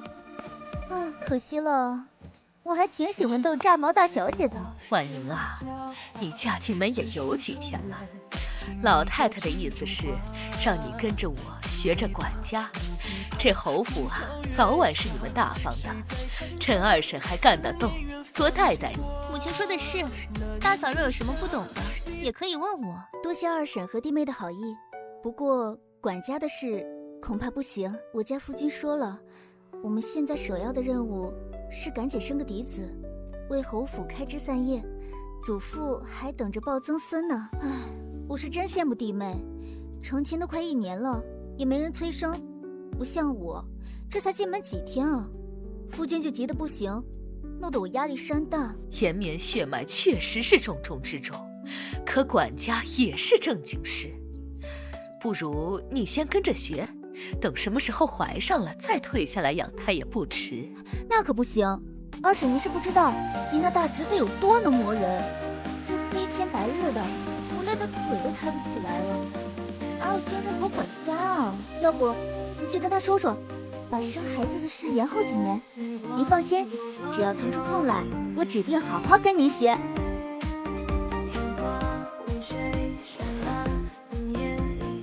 看看人家，再看看你，光会嫁个男人，连个蛋都下不出来。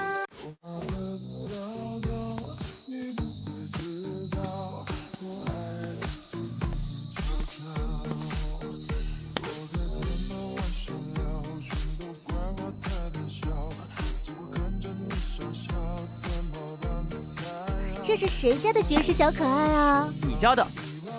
有没有乖？有。那咱们去找祖父蹭饭。去。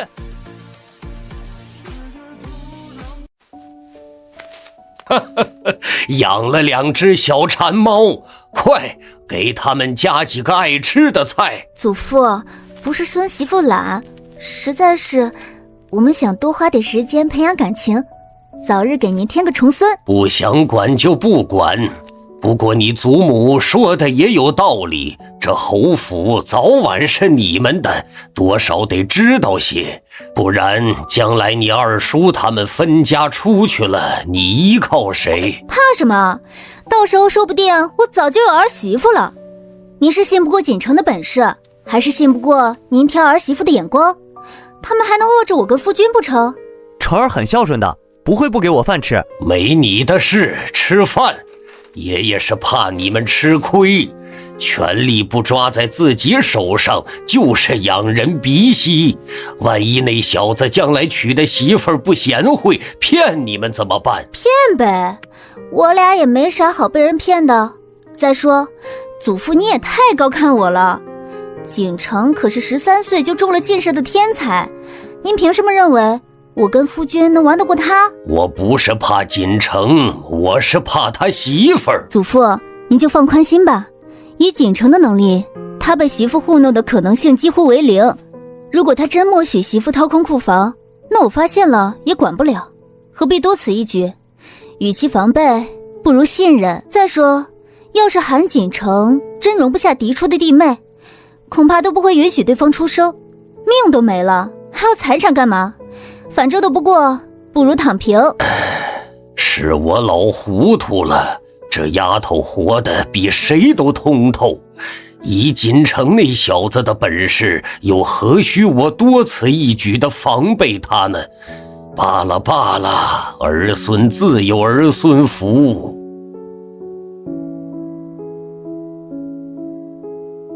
有问题？二童，到底怎么回事？哼，够歹毒的，看我不给他们点颜色瞧瞧。宁丫头，你这是……祖父，孙媳妇直觉这衣服有问题，但又看不出所以然，只好来求您了。侯爷，世子夫人，这衣服的料子没问题，但绣线是用红花和麝香浸泡过的。什么？女子若是长期穿着此衣，恐怕会伤及子嗣，难以有孕，即便怀上也极易滑胎呀。查，给我彻查！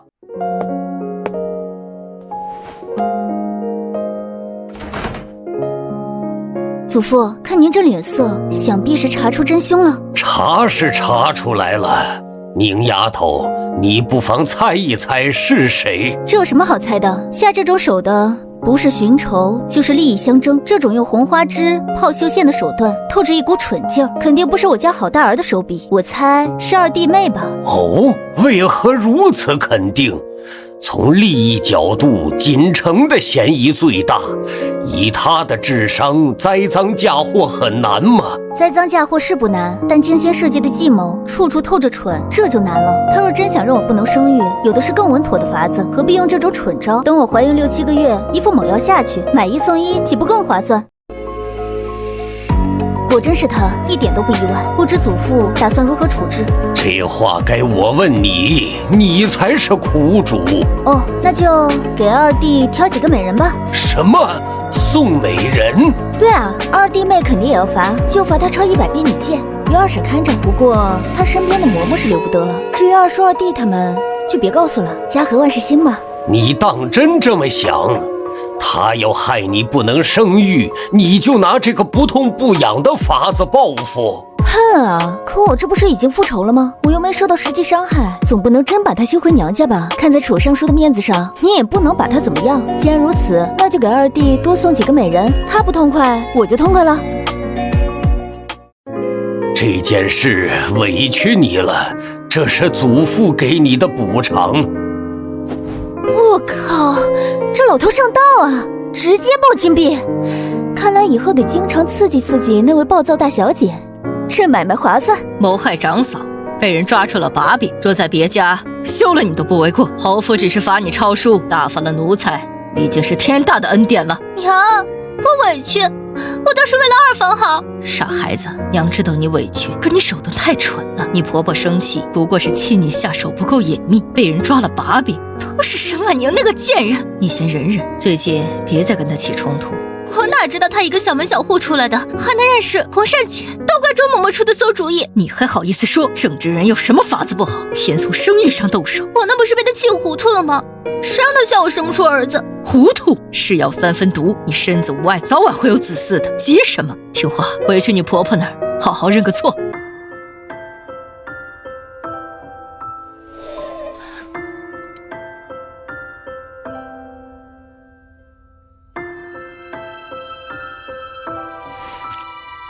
谢夫人。天啊，这哪是宴会，这纯纯是大型认亲受罪现场。不过收礼收到手软的感觉还真不赖。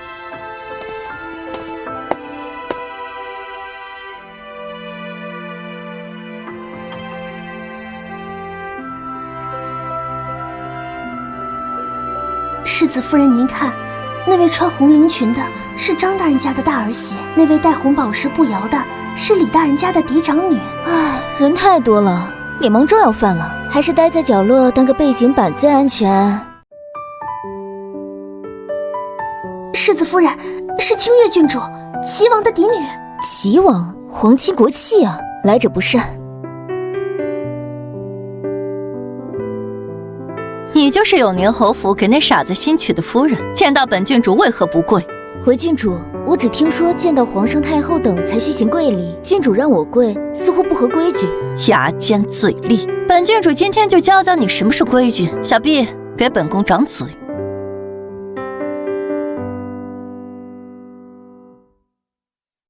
哎呀，这位姐姐，你这是用尽了吃奶的力气吧？郡主，我与您素未谋面，为何您一上来就要下此狠手？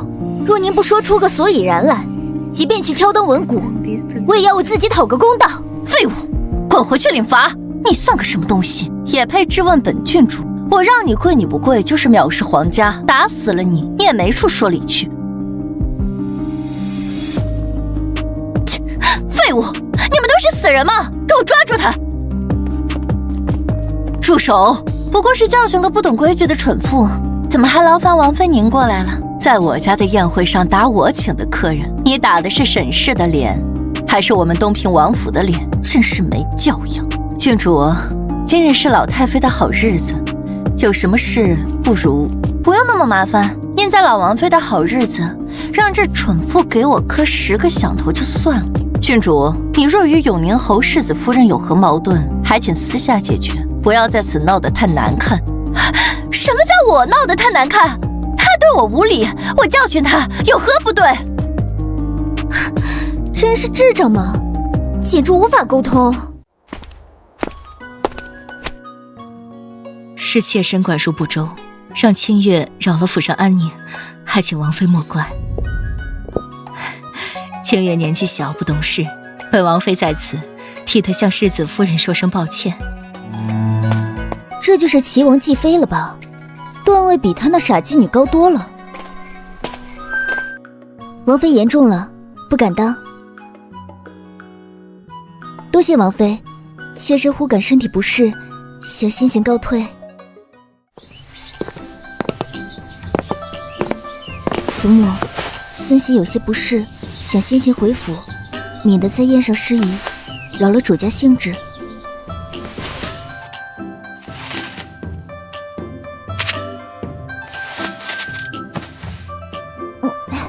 爷爷，我不是来蹭饭的，有要紧事。你先把手里的糕点放下再说。饿的。说正事，您知道齐王吗？今天他家那个缺心眼的郡主，不知道受了谁的挑唆，跑来找我麻烦。我跟他头回见面，无冤无仇，他却目标明确地冲我来。我寻思着，能让一个小姑娘这么疯狂的，八成跟情爱有关。爷爷，不会是我那没见过面的好大儿惹下的风流债吧？不错，是个明白人。怎么样，这未来的儿媳妇儿你还满意吗？还真是啊，那小丫头也就12、13岁吧。不早了，你当初定亲也不过才13。那亲又不是我想定的，就没觉得可惜了一桩好姻缘？哎，打住！江家就是个虎狼窝，没嫁过去是我烧了高香了。咱还是说说我好大儿的烂桃花吧。爷爷，您给句准话，他要是真喜欢那个刁蛮郡主，我就赶紧跟他爹生个2胎，然后我们俩卷铺盖回老家分家另过。想的倒挺长远，刚才不是还把人怼回去了吗？这就怂了。只有千日做贼，哪有千日防贼的？哼，在你心里，我就是那么不靠谱的人。那样的女人，就算是皇上下旨，也别想进我韩家的大门。祖父威武，那我就放心了。哼，你这丫头倒是真把锦城当你儿子了。这当娘的总得关心一下儿子的终身大事嘛。等着吧，等见到真人，有你哭的。不过你放心，锦城那小子主意大得很，他已经明确表态，绝不可能娶藩王的女儿，卷入皇家争斗。原来如此。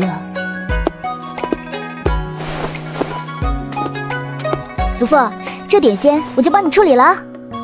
嘿，这丫头活脱脱一个土匪。秀秀，去把府里的女则女戒还有大禁律法相关的书都给我找来。姑娘，你要这些做什么？师夷长技以制夷。别人拿规矩当枷锁，我就拿规矩当武器。女戒这玩意儿就像一坨屎，被人按着头吃确实恶心，但要是抓起来糊对方脸上，那就很爽了。我倒要看看，当那些迂腐的老太婆跟我讲规矩，我直接搬出刑法第多少多少条，他们要如何应对？学法懂法，才能利用法，这买卖干得过？婉宁，婉宁！慌什么？我还能跑了不成？王府的饭菜好吃吗？一般好吃。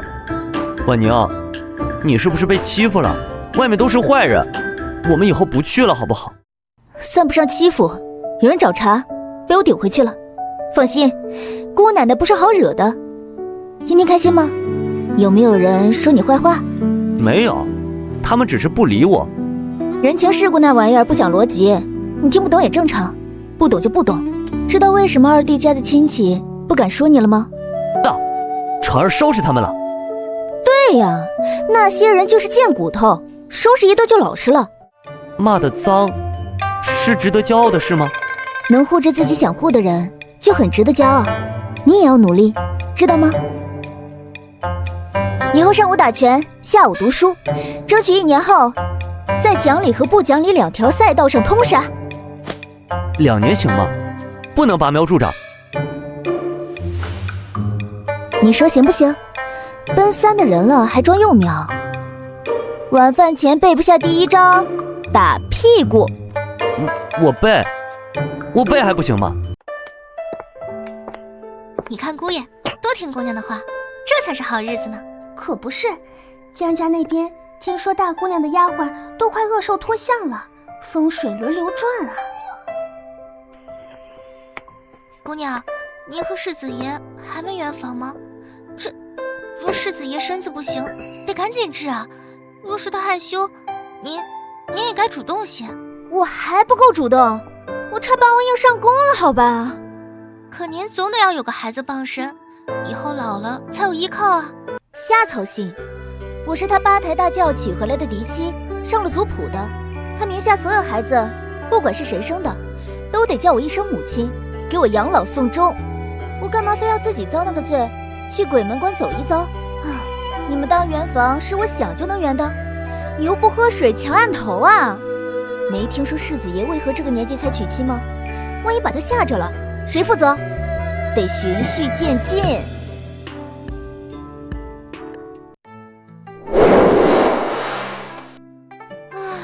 无聊。为了防止我利用小说学知识，系统把这个世界的文都屏蔽了，只剩下这些猎奇的免费小说。算了，打发时间也行。姑娘，您别不开心了，那种宴会不去也罢。我没不开心啊，我这不是在看书吗？姑娘要是无聊，不如给世子爷做些针线活吧。您看世子爷就得了个您做的荷包，天天当宝贝似的。您以前给江公子做的那些，虽然是先婚后爱，该有的流程也得有。荷包太没新意了，走，去库房逛逛，看看能不能做点特别的。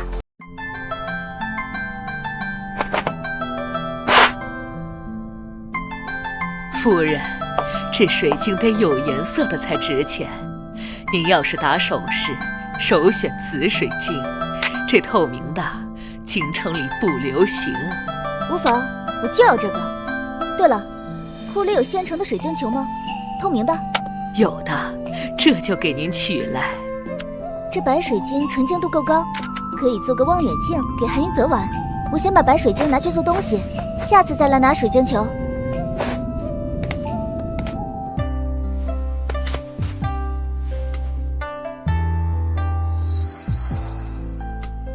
就要这个圆筒状的样子，用白铜打，水晶帮我磨成这样厚度的圆片，一片凸一片凹。另外再做几个，一个刻小狗，一个刻老虎，一个刻雄鹰，剩下的你自由发挥，怎么贵气怎么来。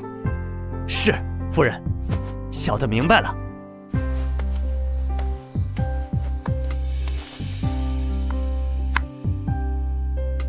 婉娘，我回。婉娘，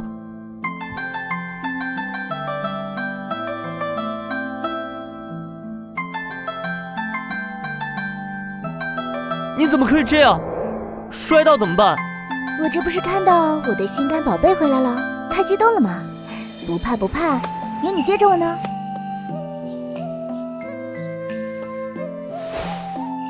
锦城少爷，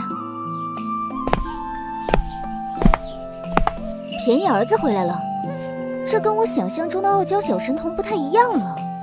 活脱脱一个斯文败类。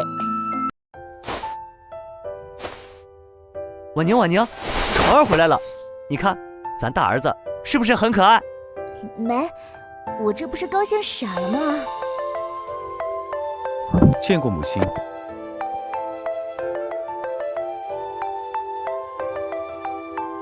好家伙，这小子在挑衅我。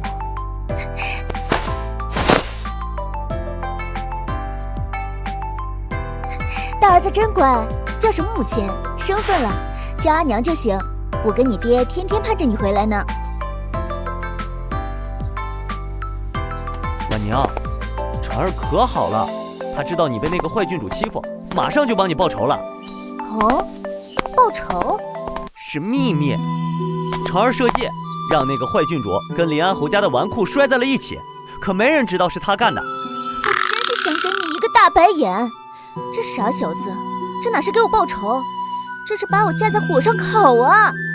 清月郡主刚跟我起冲突就出了丑，所有人都会怀疑到我头上。这小兔崽子一箭三雕，不，4、5雕啊！见过母亲，看出我的算计了，你待如何？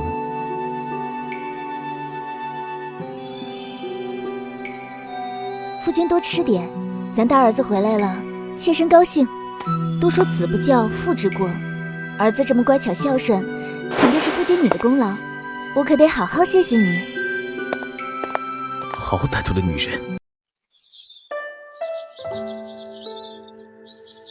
母亲，爹爹不喜欢这道点心。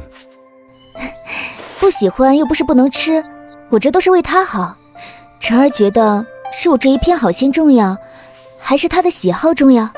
唉，这么多年，我与太祖父都从未勉强过爹爹。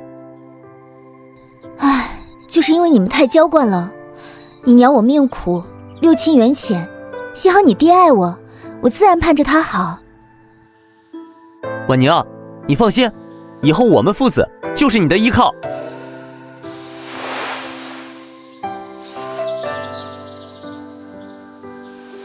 儿子还在呢，等晚上再亲。这女人不光心机深沉，脸皮也够厚。爹爹不是说今晚陪成儿一起睡吗？儿子一走几个月，好想爹爹，看来爹爹是不想我了。怎么会？爹爹很想成儿的，晚上就跟成儿睡。母亲不会介意吧？若母亲不愿意，那就算了。哟，阴险权谋方秒变作精小绿茶，可以啊，这小子。怎么会介意？我一个当娘的还能跟儿子吃醋不成？行，你们睡。不过啊，你爹最近睡觉添了个毛病，手里喜欢摸东西，要是捏着手感不对，容易惊醒。没事儿，回头我让厨房给你蒸2大白馒头，你先垫着用。这女人在说什么？她怎么敢当着我的面说这种事？她是真心恶心我。今晚到底要不要跟弟弟睡？久闻母亲棋艺高超，儿子想向母亲讨教一句。用，谋士相斗，陛下为棋。行，奉陪到底。二头，给我挑个90岁往上，棋风稳如老狗的大师出来，我让这小子摸不清我的脉。婉宁可厉害了，我们下棋500多回，我就没赢过。爹爹学会下围棋了？没，我们用围棋下的5子棋，就是5个子连上就算赢。成儿要不要学？爹教你。心累。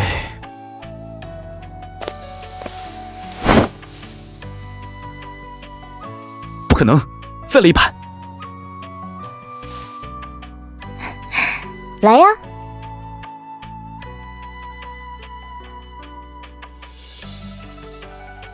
放心，我心里有数。你不是说以前程景生日，你给他做过长寿面？儿子远门回来，你不表示表示？对啊，你们先玩着。18岁的闺阁少女，棋风多变，完全不负阅历。母亲真是让儿子刮目相看。哼，你怎么看？重要吗？木已成舟，我都是你爹明媒正娶的夫人。无论是贪权还是贪财，只要你安分守己，我都能给你。但若你伤了我爹分毫，我必将你碎尸万段。不好意思啊，你娘我不贪财不贪权，就是纯好色，馋你爹身子。至于不伤他，长子之上，谁家2口子身上没几道抓痕牙印的？你有耻！你无耻！你有耻！当儿子的管到爹娘房里来了，你对我满是敌意。怎么，你断袖，看上你爹了？闭嘴！我看你舌头不想要了。急了？怎么，只许你恶意揣测我，不许我揣测你？大儿子，你不觉得你这做派很像争宠的小妾吗？愤怒只会燃烧理智，这女人不按常理出牌，我从未见过如此不要脸的女子。爹爹性格单纯，我难免紧张了些，方才一时情急，冲撞了母亲，还望母亲见谅。无所谓，反正你也没占到便宜。小小年纪心机深沉，还能屈能伸。好大儿，人外有人，天外有天，步子迈太大，小心扯了蛋。母亲，您不觉得自己的言谈有些太糙了吗？老实说，见了你我很失望。你现在少了敬畏和谨慎，锋芒太过，可不是什么好事。中庸之道，不是谁想走就能走的。我若不锋芒毕露，如何能护住我爹？别不服气，你现在桀骜不驯，出手狠辣，别人看你年少轻狂，不跟你计较。但若你一直如此，只能被当成兵器使用，最后落得个不能善终。母亲似乎很了解我，真让儿子受宠若惊。那倒不必，只要你乖一点，为娘宠你的时候多着呢。我尽量。乖，以后在我面前尽量别这么想，我怕自己忍不住抽你。还是尽快把这女人勒死吧。儿啊，你这养气的功夫还得练，别动不动就放杀气，除了能显示你无能狂怒，没个卵用。冒昧问下，你的职业规划是什么？忠臣、奸臣还是孤臣？你给娘透个底，我也好规划规划我跟你爹的养老问题。母亲懂得倒是不少，那么在您看来，儿子该走哪条路？自己的事自己决定，都多大了，还让娘拿主意？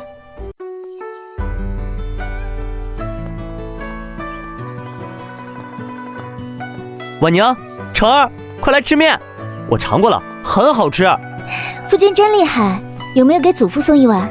有，祖父不吃葱，成儿不吃姜，婉宁你不喜欢香油，我都有记得。夫君真棒，奖励一个亲亲。被亲一下就这么高兴？爹，你忘了他刚才还逼你吃不喜欢的点心吗？恶心，果然还是想掐死这个女人。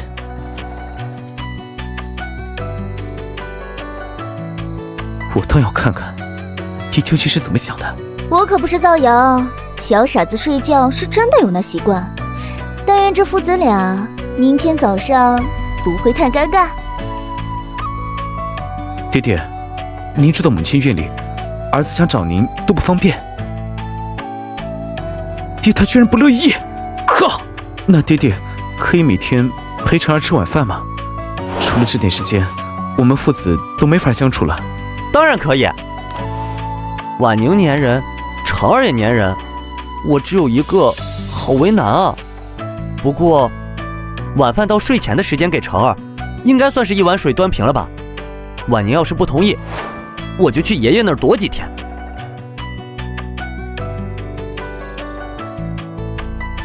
好消息，爹摸不到东西只会哼唧，不会写。坏消息，他会一直摸。我后悔了，应该预备俩馒头的。辛苦啦，来补补。看着黑眼圈，一看就是没睡好。成儿失眠了吗？是不是太久没跟爹爹一起睡，兴奋的睡不着？我觉得是。夫君你睡着了，成儿肯定看了一宿呢。怎么这么不爱惜身体？放心，爹爹这几天都陪你睡。太好了，早知道孩子这么想爹，我宁可独守空房，也得紧着孩子啊。不用了，父亲，儿子已经长大了，陪睡就不必了，这福气太沉重，我吃不消。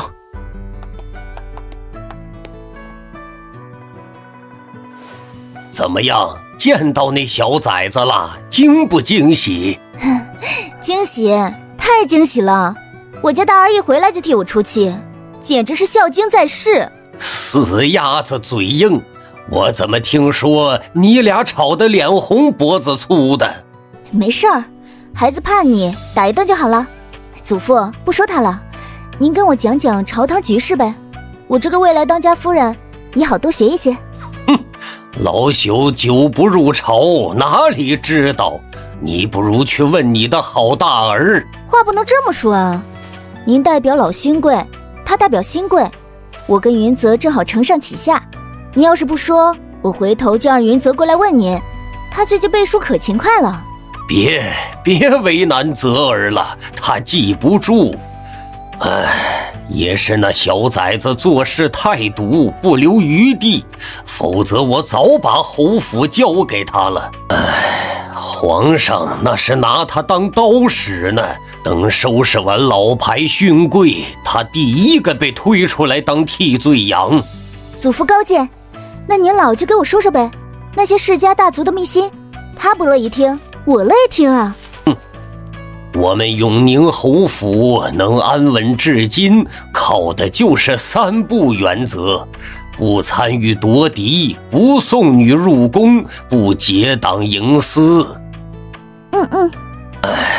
可惜我子嗣凋零，次子又扶不上墙，孙辈里也就锦城那小子算出息，可他性子太凉薄，我打过骂过也怀柔过都没用，就因为云泽多关注了一下他叔叔家的孩子，他就差点把那孩子弄死。那小狼崽子心里只有他爹一个。原来如此，难怪老爷子非要给云泽娶妻生子，是想用亲生的弟弟妹妹来牵制韩锦城。如今看来，给你和泽儿赐婚这步棋走对了。二头，快记下来，这可都是一手材料，有钱都买不到。祖父，您看这个，这是孙媳孝敬您的。此物是你琢磨出来的，你可知它若用于军事，会是何等奇迹？我就是偶然发现摔碎的水晶球能放大东西，就想试试，怎么用还是得听祖父的。这东西现在不能现世，制作的工匠我会处理，你把这件事忘了，就当从没有过此物。祖父是想找合适的时机再进献。此等神兵利器，越是保密，将来作用越大。若是流传出去被人仿制，我大晋就失了先机。行了，行了，我累了，你回去吧。老爷子的反应有点奇怪，不只是奇货可居那么简单。算了，这趟也不白来，千里镜就当是付费听书了。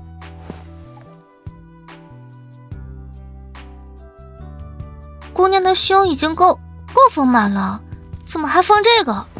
这得放了2斤棉花吧？便宜儿子回来了，当娘的还没给见面礼呢，亲手做的才有诚意，不是学绿茶跟我抢老公吗？姐让你知道什么叫请神容易送神难，稀罕你爹，那就好好陪你爹睡。老娘连道具都给你备好了，够贴心吧？我可真是贤妻良母的典范。婉宁，你说成儿将来的媳妇儿会喜欢我吗？她要是不喜欢我怎么办？你这么说话容易挨揍，知道吗？他要喜欢你才坏事了呢。你儿子比你有主意，少操心。我听人说，夫妻都是一体的。万一成儿的媳妇儿不喜欢我，是不是成儿也不喜欢我了？你儿子怎么可能被媳妇左右？放心吧，娶什么样的儿媳妇都影响不了你俩相亲相爱。你是不是不喜欢成儿？谁说的？这么优秀的大儿子，不用我生，不用我养，直接就能给我养老，我傻了才不喜欢。成儿，今天有没有看到喜欢的姑娘啊？儿子还小，不考虑成亲，倒是父亲有喜欢的可以领回来，家里也热闹些。那怎么行？是你娶媳妇儿，当然你喜欢最重要，哪有直接领回家？你儿子是说让你看到喜欢的姑娘可以领回家做妾。不要，不纳妾，婉宁就不要我了。要是把自己弄脏了，我就不要你了。母亲，善妒乃七出之条。哦，那你去报官吧。不过丑话说在前头，在我的字典里只有丧夫，没有被休。你要是嫌家里不热闹，明儿我就给你相亲，贵妾、良妾、贱妾、婢妾，一次性给你配齐了。应该是成儿不对，他不该让我纳妾。可我要是说了他会不会以为有了后娘就有后爹？那个，我突然有点想出宫。跑得了和尚跑不了庙，属鸵鸟的本事倒是不小。人都走了，现在可以敞开说了吧？你不是一直看不惯我吗？母亲不觉得自己管得太宽了吗？夫为妻纲，父亲身为侯府世子，3妻4妾是再正常不过的事情。这世上正常的事多了，我这个做嫡母的还应该千方百计弄死你这个庶长子呢。韩景成，我还是那句话，我不贪图侯府的爵位，也不稀罕那些财产，我只想跟你爹好好过日子。你要是不放心我生孩子，那我不生就是了。你要是不服气，想使绊子尽管放马过来。不客气又如何？你所倚仗的不过是我爹对你一时新鲜，除了他那点喜欢，你还有什么筹码？唉，真是好人没好报啊！我这样打着灯笼都难找的嫡母，结果好心被人当成驴肝肺。为娘累了，你归安吧，顺便从墙根把你爹提走，告诉他，你娘我月信来了，最近半个月让他跟你睡，你以后没事也少往我院里跑。无耻，无耻至极！这个女人真是不断刷新我对无耻的认知。这老头儿竟然真的蹲在这儿，活像个受气包。平时肯定没少被那女人欺负。爹，您怎么蹲在这儿啊？婉宁不理我了，她说她不要我了。哼，做妻子的把夫君往外轰，这是最蠢的行为。真以为这世上就她一个美人不成？没事儿，爹，有儿子在呢。他不要你，儿子要你。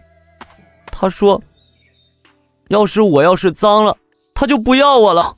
爹，您是堂堂男子汉大丈夫，哪有那种说法？是时候让这女人知道，侯府里可不是她一个人说了算。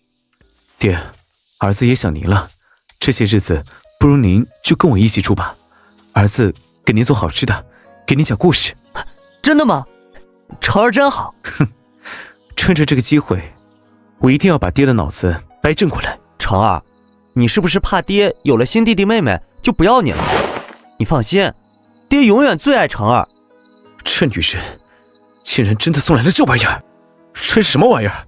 手工针插，针脚比我爹那个荷包还粗糙，既不温柔也不贤惠，德容颜公也就一张脸能看。我爹到底喜欢他什么？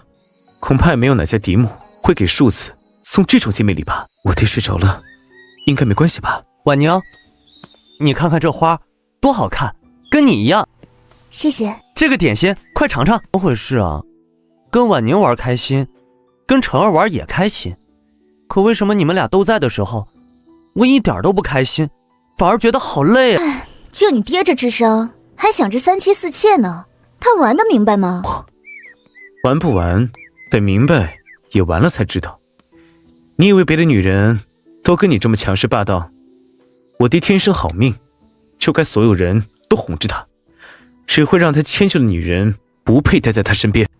有招想去，没招别逼逼。我什么也没说呀。你以为我没招吗？夫人，沈家来人了，说是沈夫人病重，沈二少爷摔断了腿，沈大人请您回府侍疾。沈家这么巧，母亲病重，二少爷摔断腿，不会是这小子出手了吧？他是想试探我，还是想调虎离山？哼，果然不安分。我等下去沈家，你要不要跟我一起去？好呀好呀，媳妇儿，那沈家的人要是敢欺负你，你告诉我，我让他们好看。没事儿，谁也欺负不了我。这小傻子还真是天真的可爱。不过韩锦城这小子是真会给我找事儿啊。宿主，你可不能放任男主乱来啊！要是这些剧情人物都嘎了，我上哪儿给你刷积分去？没积分就没积分呗，大不了我在这世界养老，反正系统你之前也说了，世界不会崩塌就行。那也不行啊！如果后续都没有积分收入，我就会被强制遣返，还要接受失败惩罚，考不好就会被销毁的。宿主，你就可怜可怜我吧，求求你了，千万别跟男主硬着来，你抗争到底，最终都是身边人死伤殆尽啊！我可是大女主，贫贱不能移，威武不能屈，无论对方怎么威胁，哪怕把我身边人都杀光，我也不低下我高傲的头。宿主，以后的积分咱们4-6分行不行？我4你6。贫贱不能移，威武不能屈。3七总行了吧？爱情诚可贵，自由价更高。若为尊严故，二者皆可抛。妹妹，你怎么这么晚才来？家里出了这么大的事，你还真待得住？就算不心疼华儿，你连娘亲也不在意吗？那可是生你养你的亲娘。姐姐不当裁缝可惜了，这扣帽子的水平越来越高，你哪只眼睛看到我不着急了？要真按先来后到论心意，府里的丫鬟婆子岂不是比你还孝顺？父亲也评评理，女儿来得晚吗？婉柔，你也太不懂事儿了，还不赶紧给你妹妹道歉？侯府有侯府的规矩，你以为是你们家小门小户的，抬脚就能走？爹，你在这愣着干嘛？还不赶紧去照顾你娘？你娘平时最疼你，你要是还有孝心，就好好伺候，别总想着掐尖要强欺负你妹妹。哟，大姐夫，好久不见，听说上回赔我那200两银子，不光让你倾尽家产，还负债累累，银子还完了吗？不劳二姑娘操心。大姐夫别客气啊，虽然我跟姐姐关系一般，但好歹是亲姐妹，打断骨头连着筋呢，我哪能不惦记她？百无一用是书生，大姐夫肩不能扛，手不能提，也没个赚钱的营生。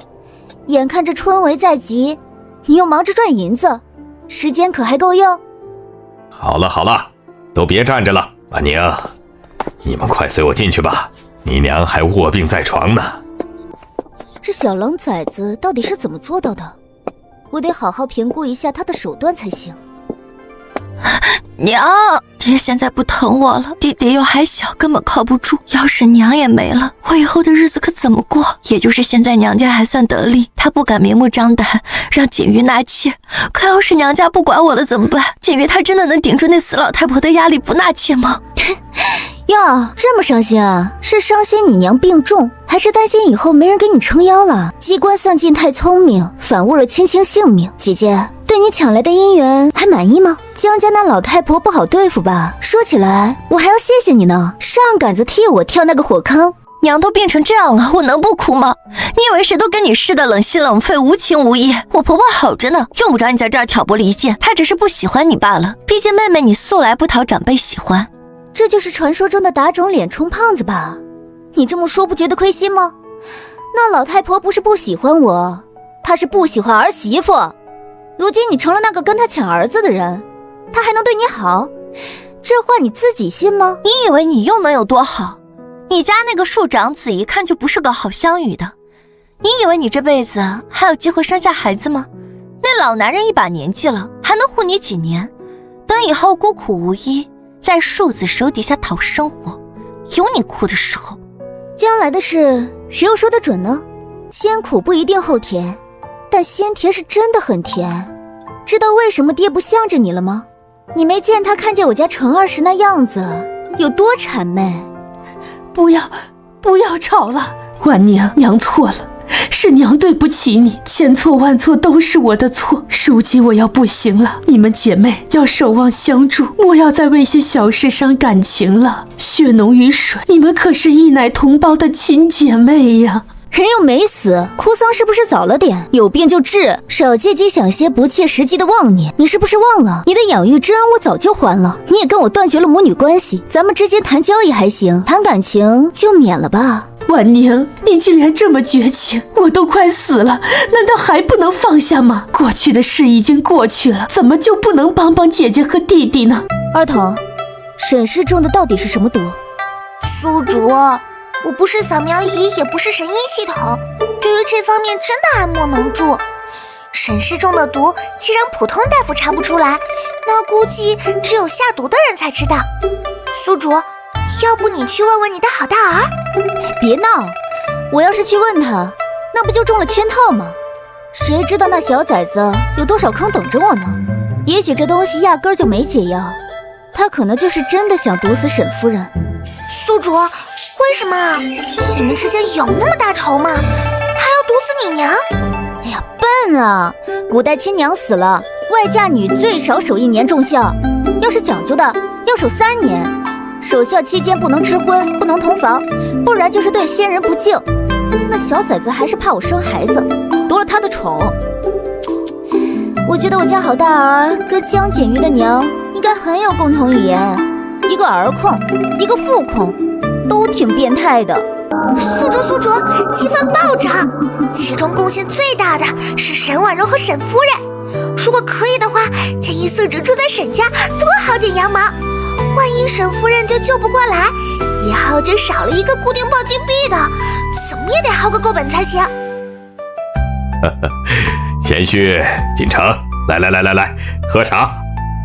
这可是我珍藏多年的好茶，平时轻易不拿出来的。成儿啊，你这次科举大放异彩，可真是给我们沈家长脸了啊！